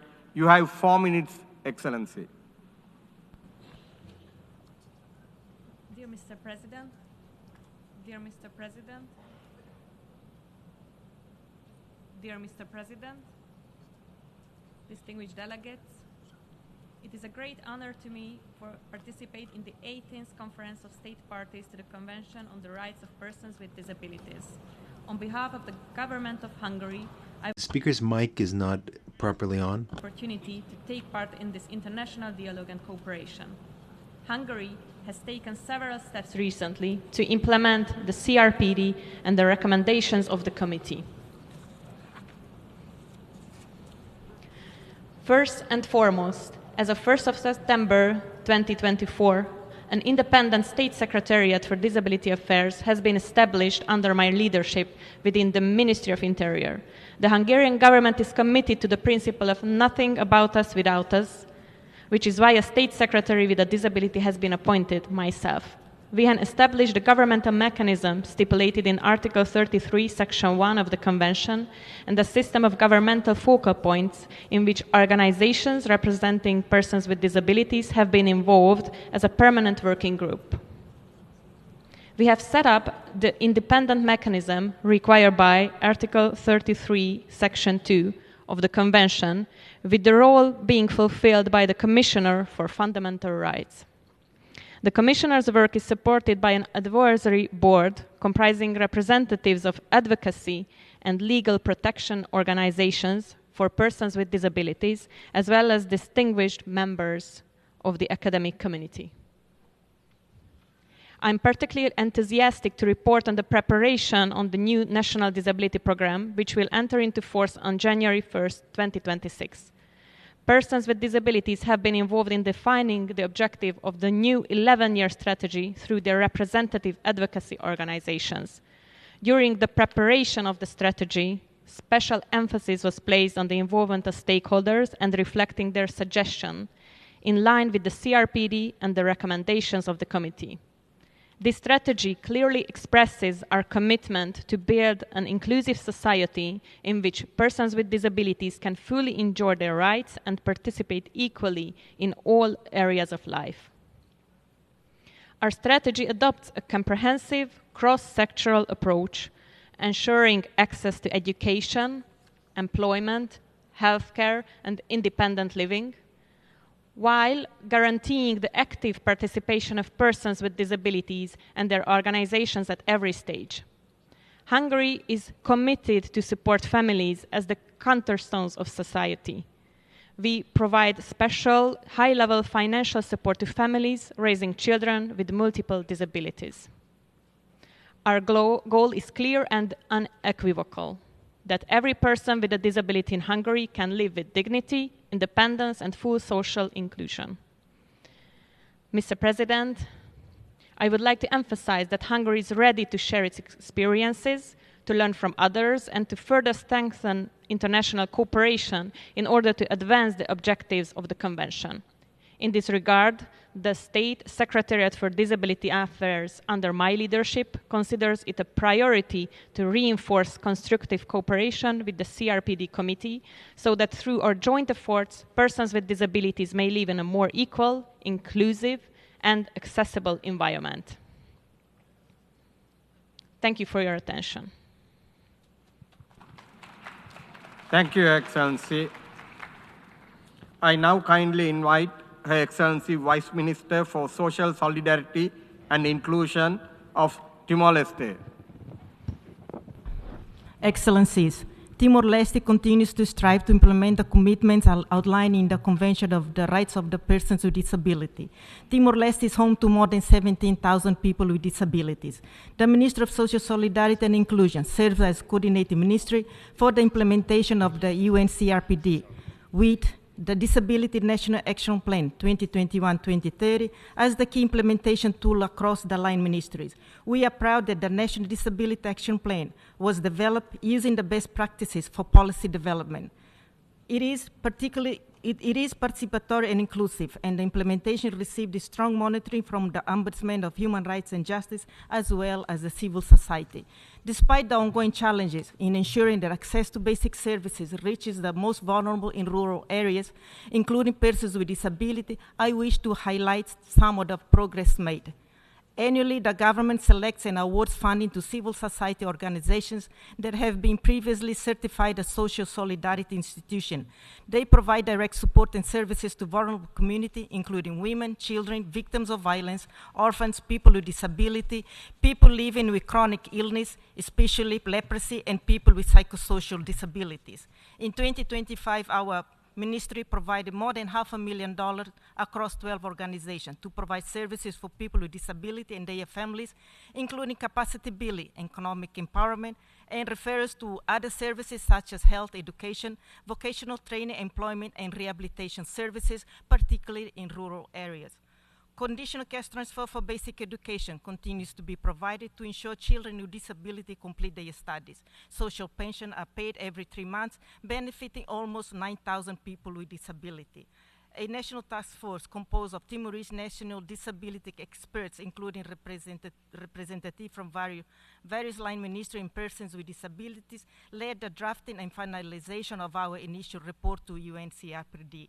I'm proud to share that this initial report is currently in its final drafting this stage, following several national consultations with development partners and UN families. We are committed to submitting it before the end of the year. Mr. Chair, to conclude, despite ratifying the convention only recently, the themes of leaving no one behind and nothing about us without us are truly embedded in our work practices. Our ministry will submit a policy paper on disability marker for inclusive budgeting in 2026 to enhance our budgeting process in support of our inclusive development practices as outlined in the UN CRPD. Thank you.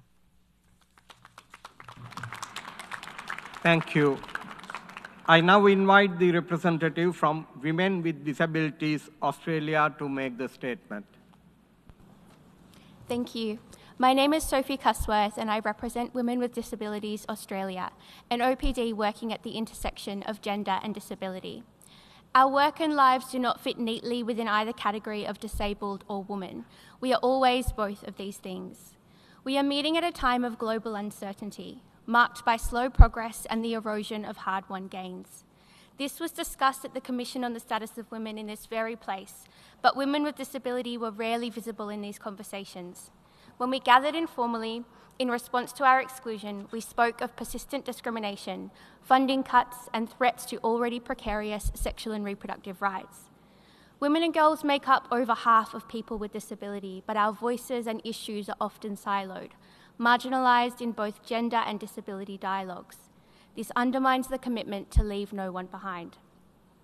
In its general comment on women and girls, the CRPD committee recognised that we experience barriers in most areas of life and intersecting forms of discrimination.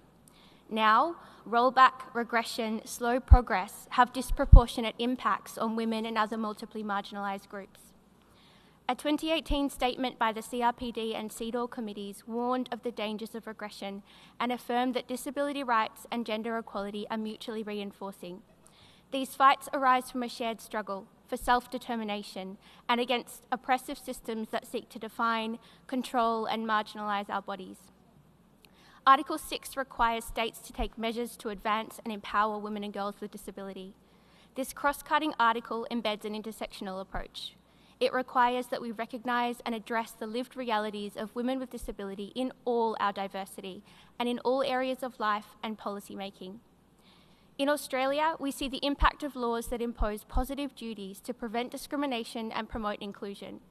We see continued advocacy for laws that prohibit intersectional discrimination and for human rights legislation.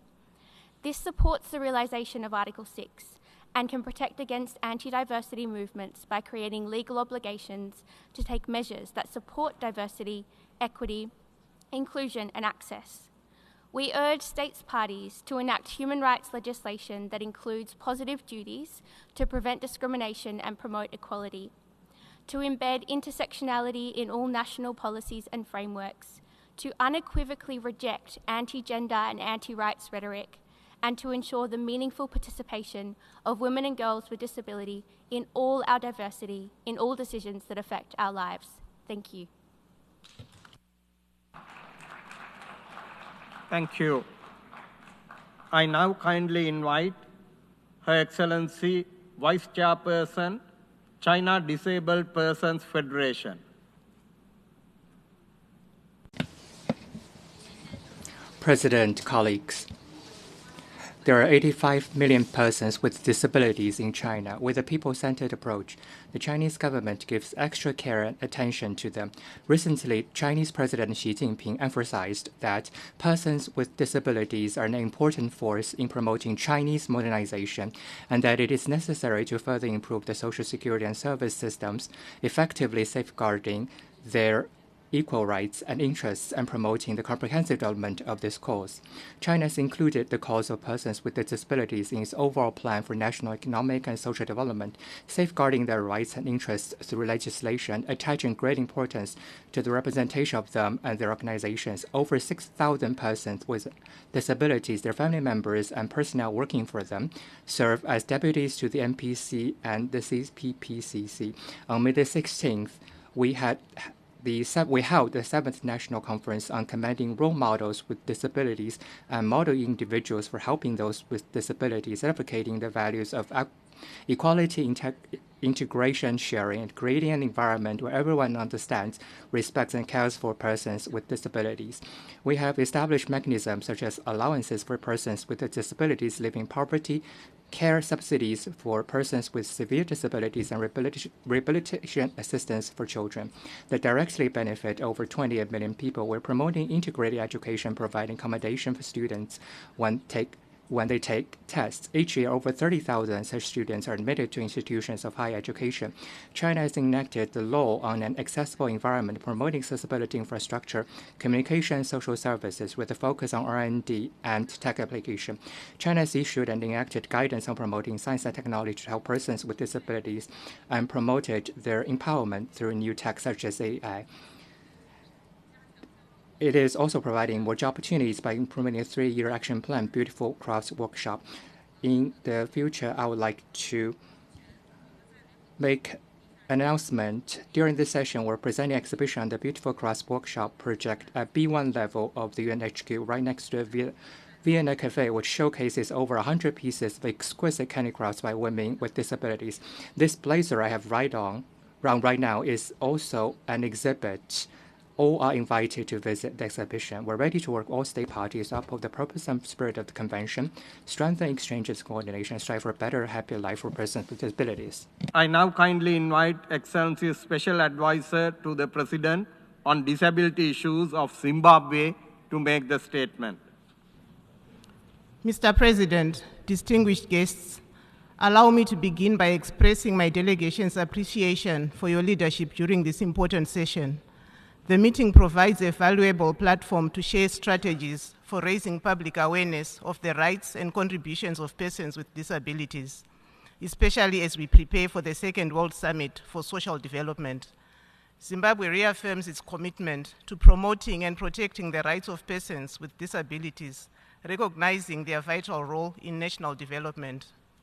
Since ratifying the CRPD in 2013, and adopting our national disability policy in 2021, Zimbabwe has taken meaningful steps to advance disability rights. Under the leadership of His Excellency, President Dr. E.D. Mnangagwa, disability inclusion is integrated across all 14 pillars of our national development strategy. To institutionalize inclusion, we established the Department of Gender Mainstreaming, Disability, Inclusion, and Wellness, ensuring disability is addressed across all ministries. Our Constitution recognizes sign language as an official language and mandates inclusive communication for all forms of disability. Zimbabwe also hosts an annual National Disability Expo to showcase the talents and skills of persons with disabilities and raise awareness of their capabilities. Inclusive access to services, including assistive technologies, vocational training, and community-based rehabilitation is facilitated through multi-sectoral technical committees, which include development partners and organizations of persons with disabilities, ensuring that persons with disabilities are active agents in national development. We are developing harmonized tools for disability identification and assessment to improve early access to essential services. We also acknowledge the disproportionate impact of climate change on persons with disabilities and are working to include their perspectives in adaptation strategies. While challenges remain, such as stigma, discrimination, and accessibility gaps, Zimbabwe remains committed to overcoming these barriers. We are prioritizing the removal of legal and attitudinal obstacles and scaling up public awareness campaigns to promote inclusion. In conclusion, Zimbabwe looks forward to sharing experiences and building partnerships that promote disability-inclusive development. As we approach the Second World Summit, we reaffirm our commitment to leaving no one and no place behind. I thank you. Thank you, Excellency. I now kindly invite distinguished representative to the European Union to make a joint statement on behalf of the EU and its members for 5 minutes. Dear President, distinguished delegates, it is an honor to speak on behalf of the European Union and its member states. In the European Union, we have reached the midterm of the Strategy for the Rights of Persons with Disabilities, through which the EU has advanced considerably in implementing the CRPD. Almost all flagships and actions set in our strategy until this year have been delivered. Our Accessibility Resource Center, Accessible EU, is operational and has organized over 200 events, providing trainings to 35,000 participants. All deliverables of the Disability Employment Package, including unemployment services, hiring perspectives, combating stereotypes, or ensuring reasonable accommodation, are discussed with stakeholders. A guidance on independent living related to EU funds, in line with the CRPD, is available.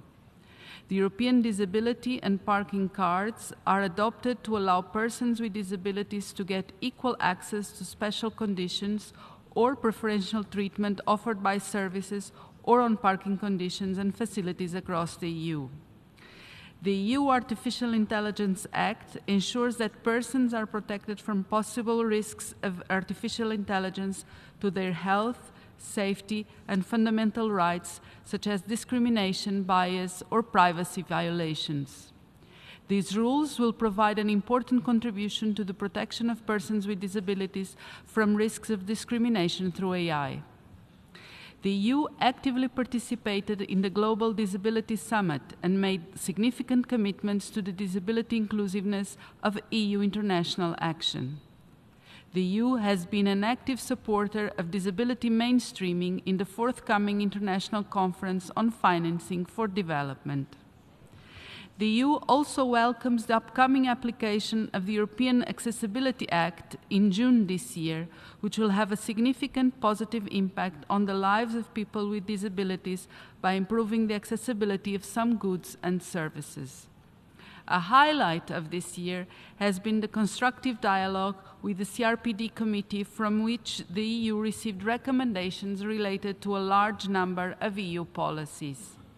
We are now reflecting on the next 5 years of implementation of our strategy to reinforce our efforts wherever necessary, taking due account of the concluding observations.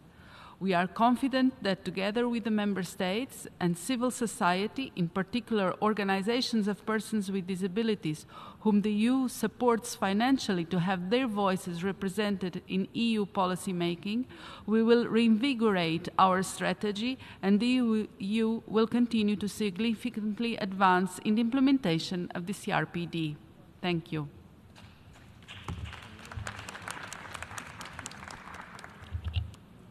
Thank you. I now invite the representative from the NGO, namely Spoon Foundation, to make the statement. Dear Chairperson, honored delegates and colleagues, my name is Michelle Rudzinski and I am the Executive Director of Spoon. Spoon is a global nonprofit that works with governments, organizations of persons with disabilities, and civil society around the world to end malnutrition for children with disabilities. The CRPD makes it clear that children with disabilities have the rights to health, education, participation in decisions that affect them, and the right to live with families. Nutrition builds the foundation for children's full enjoyment of these and other rights. There are hundreds of millions of children with disabilities worldwide who are highly vulnerable to malnutrition because existing systems are failing them. UNICEF estimates that children with disabilities are 34% more likely to be stunted and 25% more likely to be wasted. Spoon's data show that even in countries making commendable improvement toward their nutrition targets, children with disabilities are not included in this progress. They are also more likely to be institutionalized, which further increases their risk of malnutrition. The good news is that malnutrition can be prevented and addressed. Practical support for families and caregivers and training and tools for health workers can rapidly improve children's nutrition. Good nutrition, especially in the early years, has astounding benefits for children, families, and communities. Investment in inclusive nutrition is a key tool to achieving the Sustainable Development Goals and implementing the CRPD. The CRPD was adopted nearly 20 years ago and came into force nearly 18 years ago. The first children born under the promise of this CRPD are now becoming adults. Governments, civil society, OPDs, and other partners have made tremendous progress in that time, but too many children with disabilities are still not getting the nutrition they need to thrive. As we look ahead, we call on governments and partners to, 1, urgently scale up financing for disability-inclusive nutrition, including making sure that existing nutrition investments are reaching children with disabilities. 2, accelerate efforts to improve nutrition for all children, linked with efforts to fulfill children's rights to education, participation, and family care.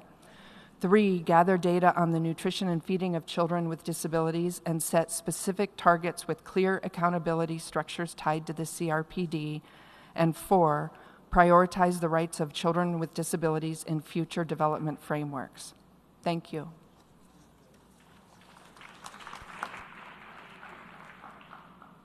Thank you.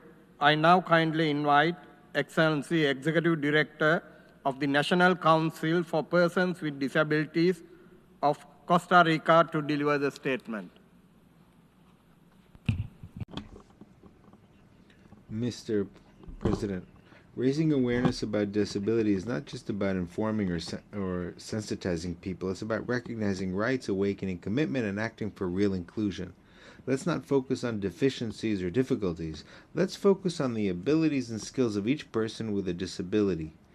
If we do this, we will shift the focus of attention, see the person first, and make reasonable adjustments for a more inclusive environment. Hence the importance of universal design in all the actions we undertake, so that they're structured and developed taking into account human diversity and applied to multiple contexts, so that the environment does not become a barrier to everyday life.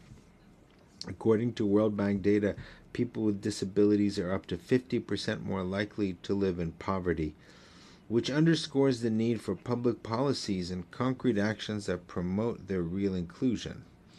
Costa Rica urges the development of inclusive public policies and programs that allow for equal opportunities and universal accessibility.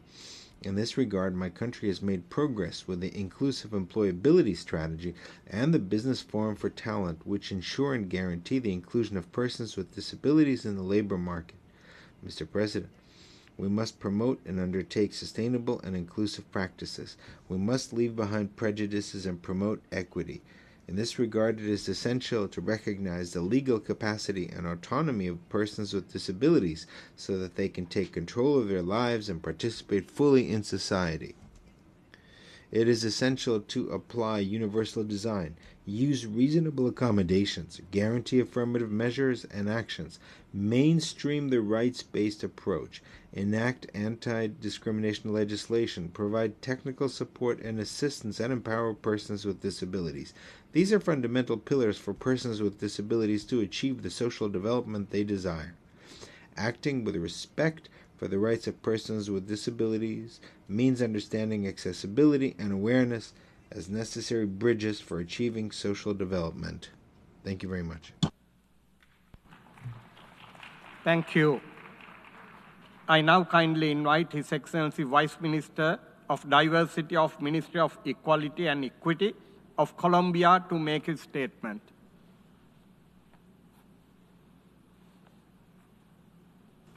Buenas tardes. Good afternoon. For several years, Colombia now has a normative framework based on which we have legal instruments and mechanisms to guarantee the rights. However, these are insufficient for the full enjoyment of rights by persons with disabilities. The current government, for the first time in its history, has specific policies addressed to people with disabilities. This was a result of a participatory process that included various stakeholders throughout our territory of associations of persons with disabilities. In this way, priorities of persons with disabilities in areas of accessibility and other areas were taken into consideration.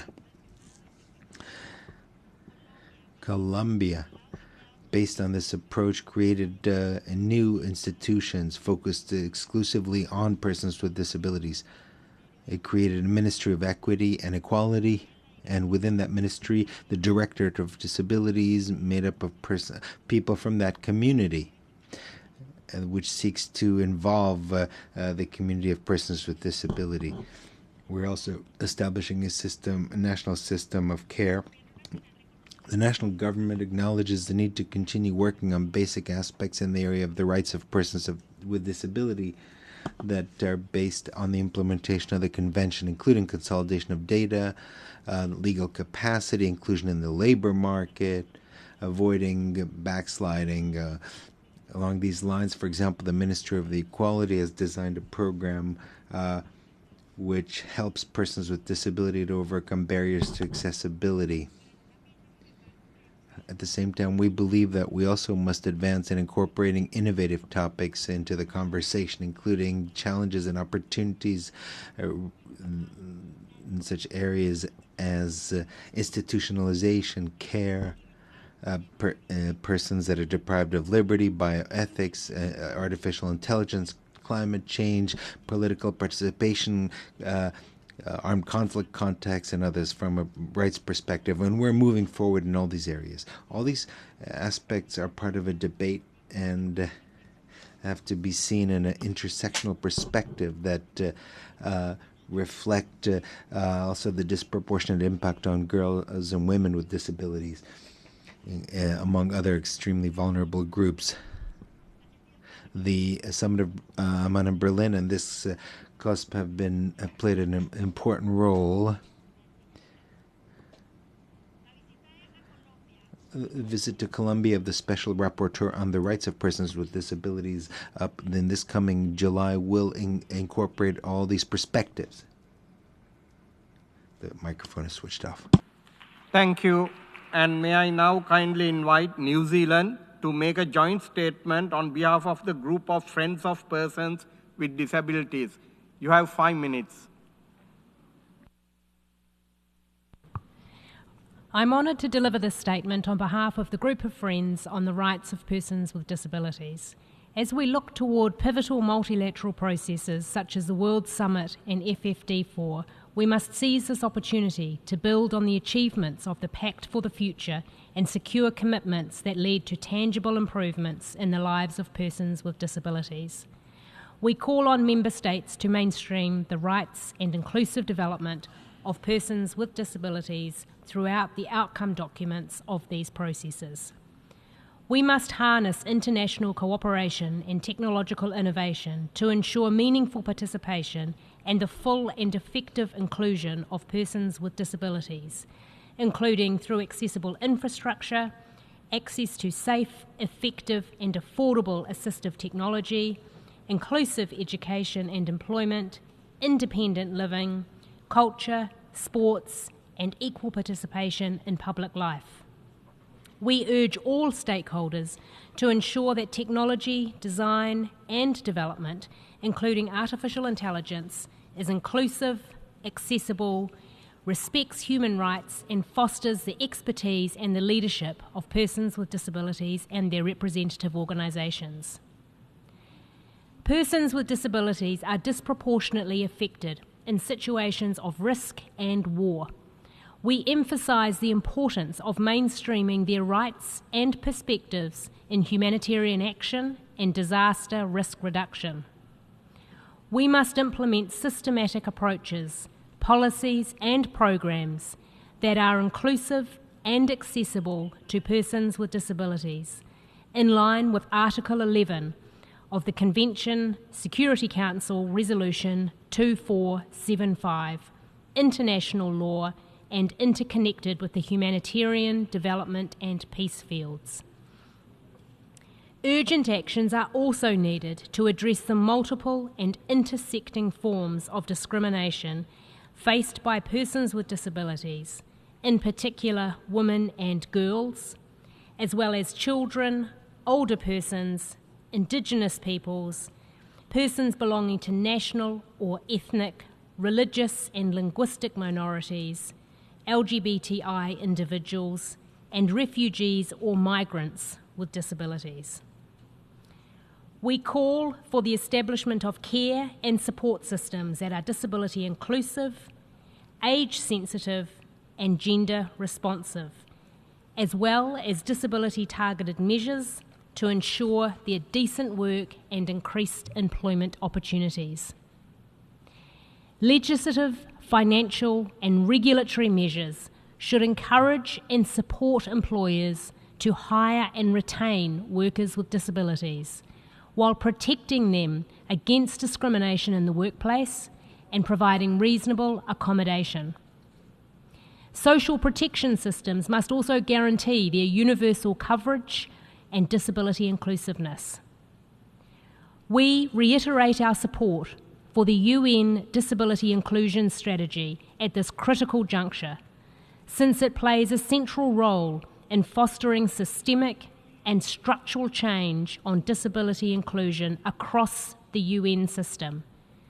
We urge all member states to ensure the continuity of UNDIS beyond the mandate of the current Secretary-General, which would allow for the acceleration of its implementation into the UN's operations and structures, thereby ensuring sustainable institutional capacity for meaningful inclusion of persons with disabilities. We also recognise the UN Global Disability Fund as a vital mechanism to advance disability inclusion globally. Through its innovative multi-stakeholder approach, the fund has supported over 100 programs and systemic policy changes in 94 countries, delivering tangible results. Since the fund is the only existing international funding mechanism dedicated to CRPD implementation, we invite member states to consider contributing to the fund. Universal ratification of the Convention remains a critical goal. We urge those countries that have not yet ratified the CRPD and its optional protocol to consider doing so. We reaffirm our respective commitments to implementation of the CRPD. Thank you.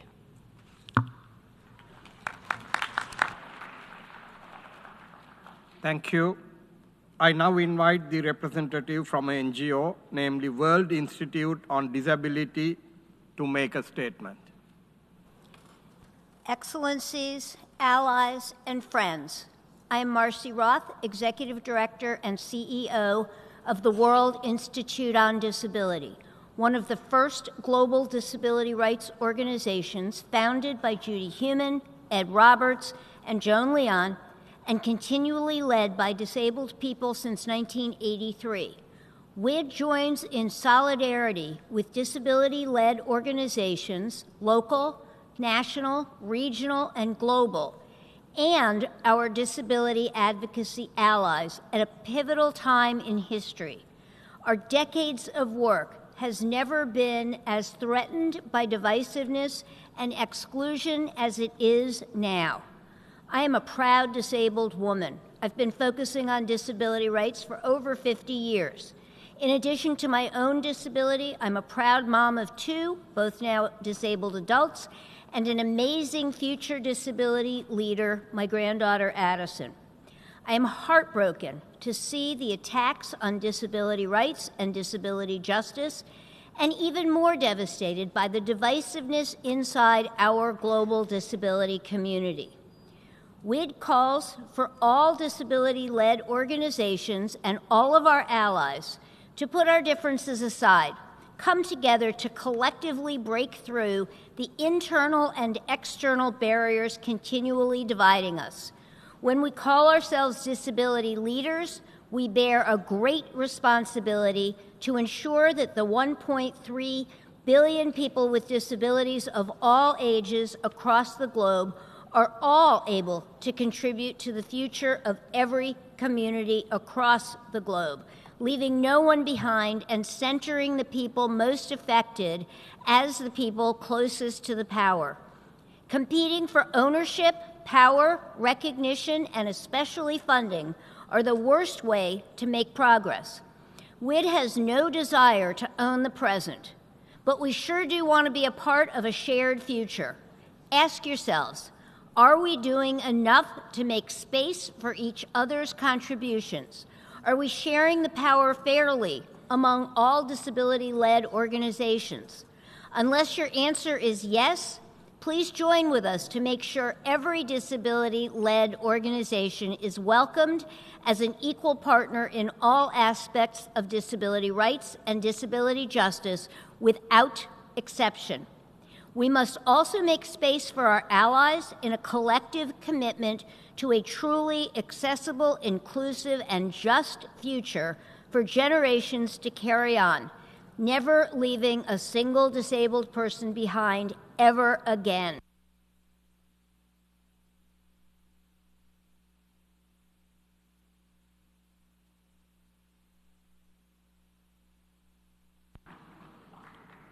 Thank you. I now invite Her Excellency Minister of Social Affairs of Congo to deliver a statement. Thank you. Monsieur le Président. Mr. President, I'd like to echo previous speakers in thanking you for your leadership, which you have shown in the conduct of our work. I can assure you that my country stands fully ready to support you as you carry out your noble and important task. Mr. President, the topic of this session and its subtopics resonate fully with the commitments of the Republic of the Congo in terms of the implementation of the Copenhagen Declaration, the Program of Action of the World Summit for Social Development, and the 2030 Agenda for Sustainable Development. Since the ratification in 2014 of the Convention on the Rights of Persons with Disabilities and its optional protocol, my country has continued to update its legal, institutional, and political framework for persons living with disabilities. We have a Constitution of 2015. It clearly enshrines the rights of these people, especially through Article 31. That article says that the state is obligated to put in place adapted measures of protection. And we also have Article 234, which establishes an advisory council of persons living with disabilities. That council was established in 2019. It was then renewed for a new term on the 13th of May, 2025. Turning now to the legislative front. Here, the Congo moved in April of 2025 to adopt a new law promoting and protecting the rights of persons with disabilities. That law replaced a law that had become obsolete of 1992. The new law aims to guarantee the full enjoyment of human rights and to clear away obstacles to inclusion and to ensure equal opportunity. The social and economic dimension of inclusion is also at the heart of the National Development Plan of the Congo for the period 2022 to 2026, which promotes a holistic approach of everything having to do with the economy for everything having to do with society. And this guidance is reflected in the National Social Action Policy and Plan of Action for 2023 to 2026. On that basis, several initiatives were implemented and progress has been made, as we can see from the following.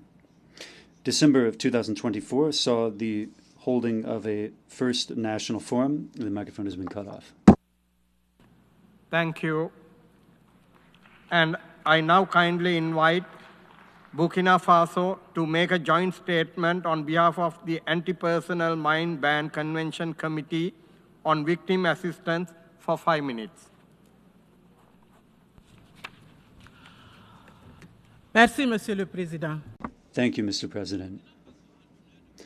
Burkina Faso has the honor to deliver this statement in its capacity as the chair of the Committee on Victim Assistance of the Anti-Personnel Mind Ban Convention, which also includes representatives of Austria, the Netherlands, and Sri Lanka.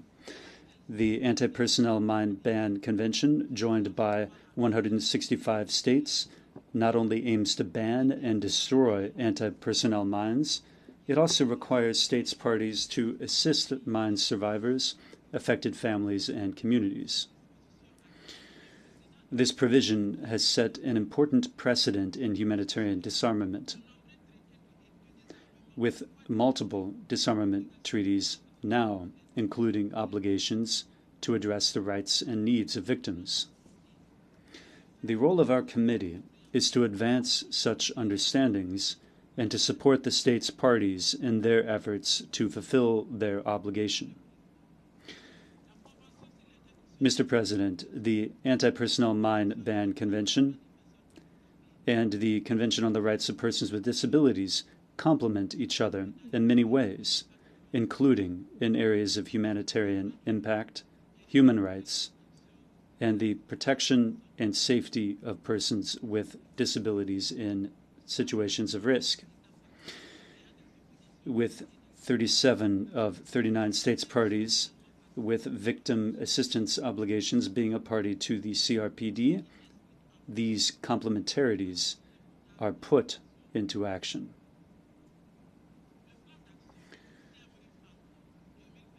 The 2025-2029 Siam Reap and Core Action Plan of the Anti-Personnel Mine Ban Convention includes 9 concrete actions dedicated to victim assistance, placing survivors at the center of humanitarian disarmament and ensuring a comprehensive rights-based approach.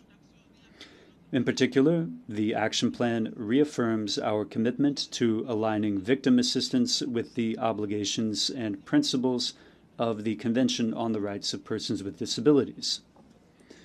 It aims to foster full and effective participation, non-discrimination, and accessibility, and to ensure that no one is left behind in mine-affected communities.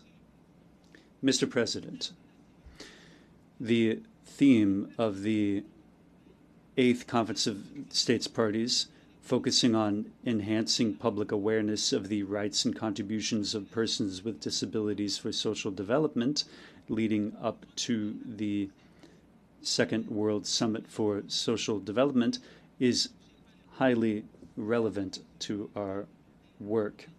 Other persistent challenges in victim assistance include access to services in rural, remote, and conflict-affected areas where infrastructure is limited and services are scarce.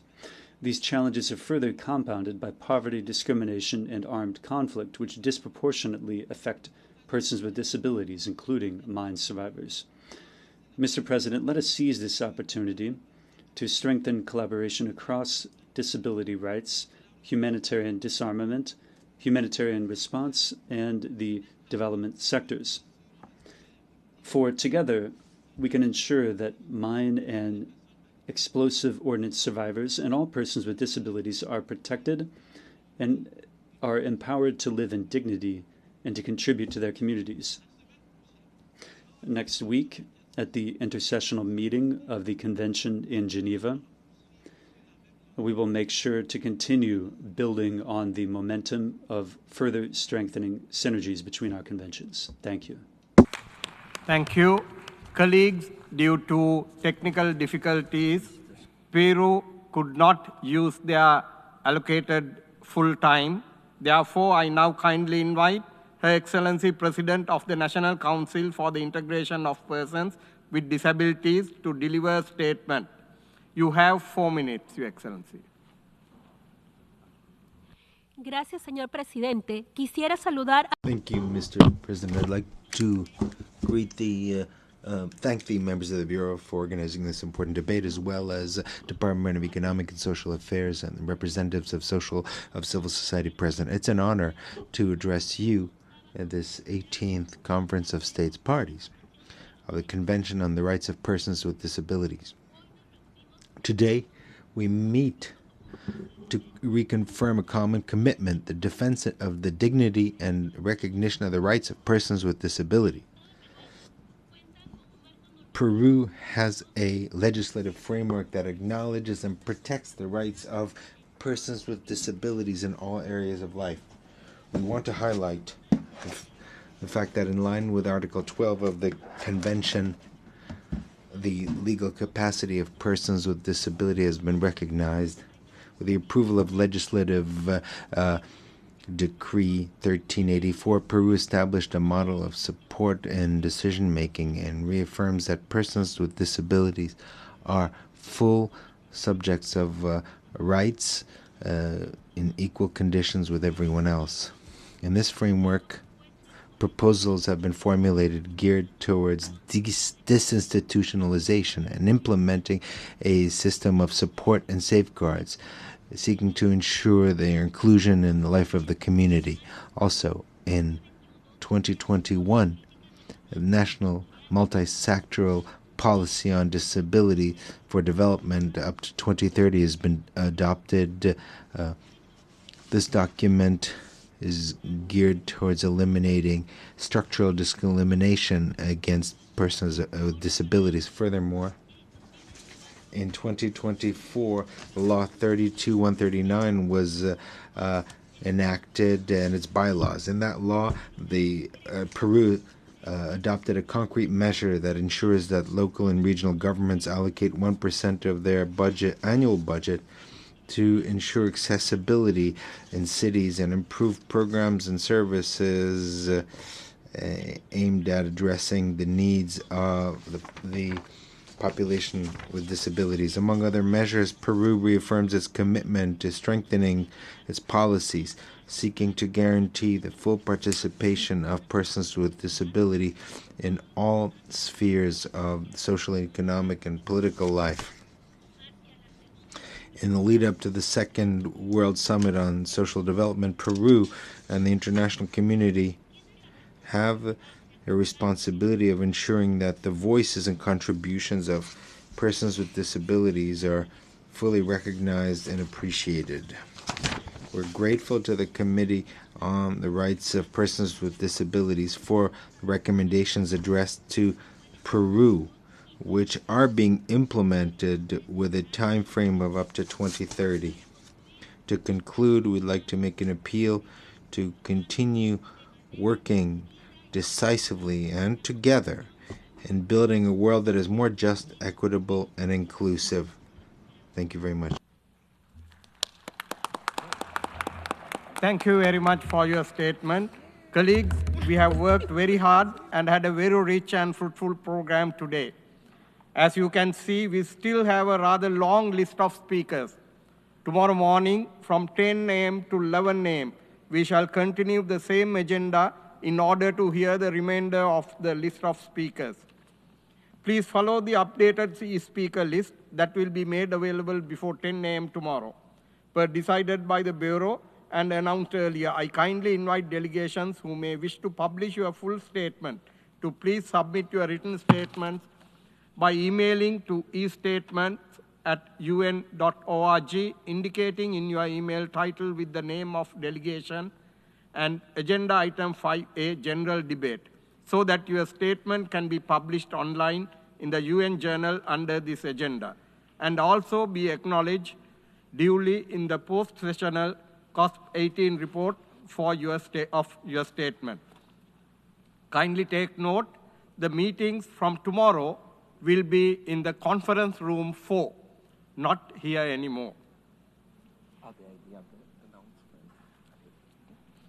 With this, I declare the second meeting closed.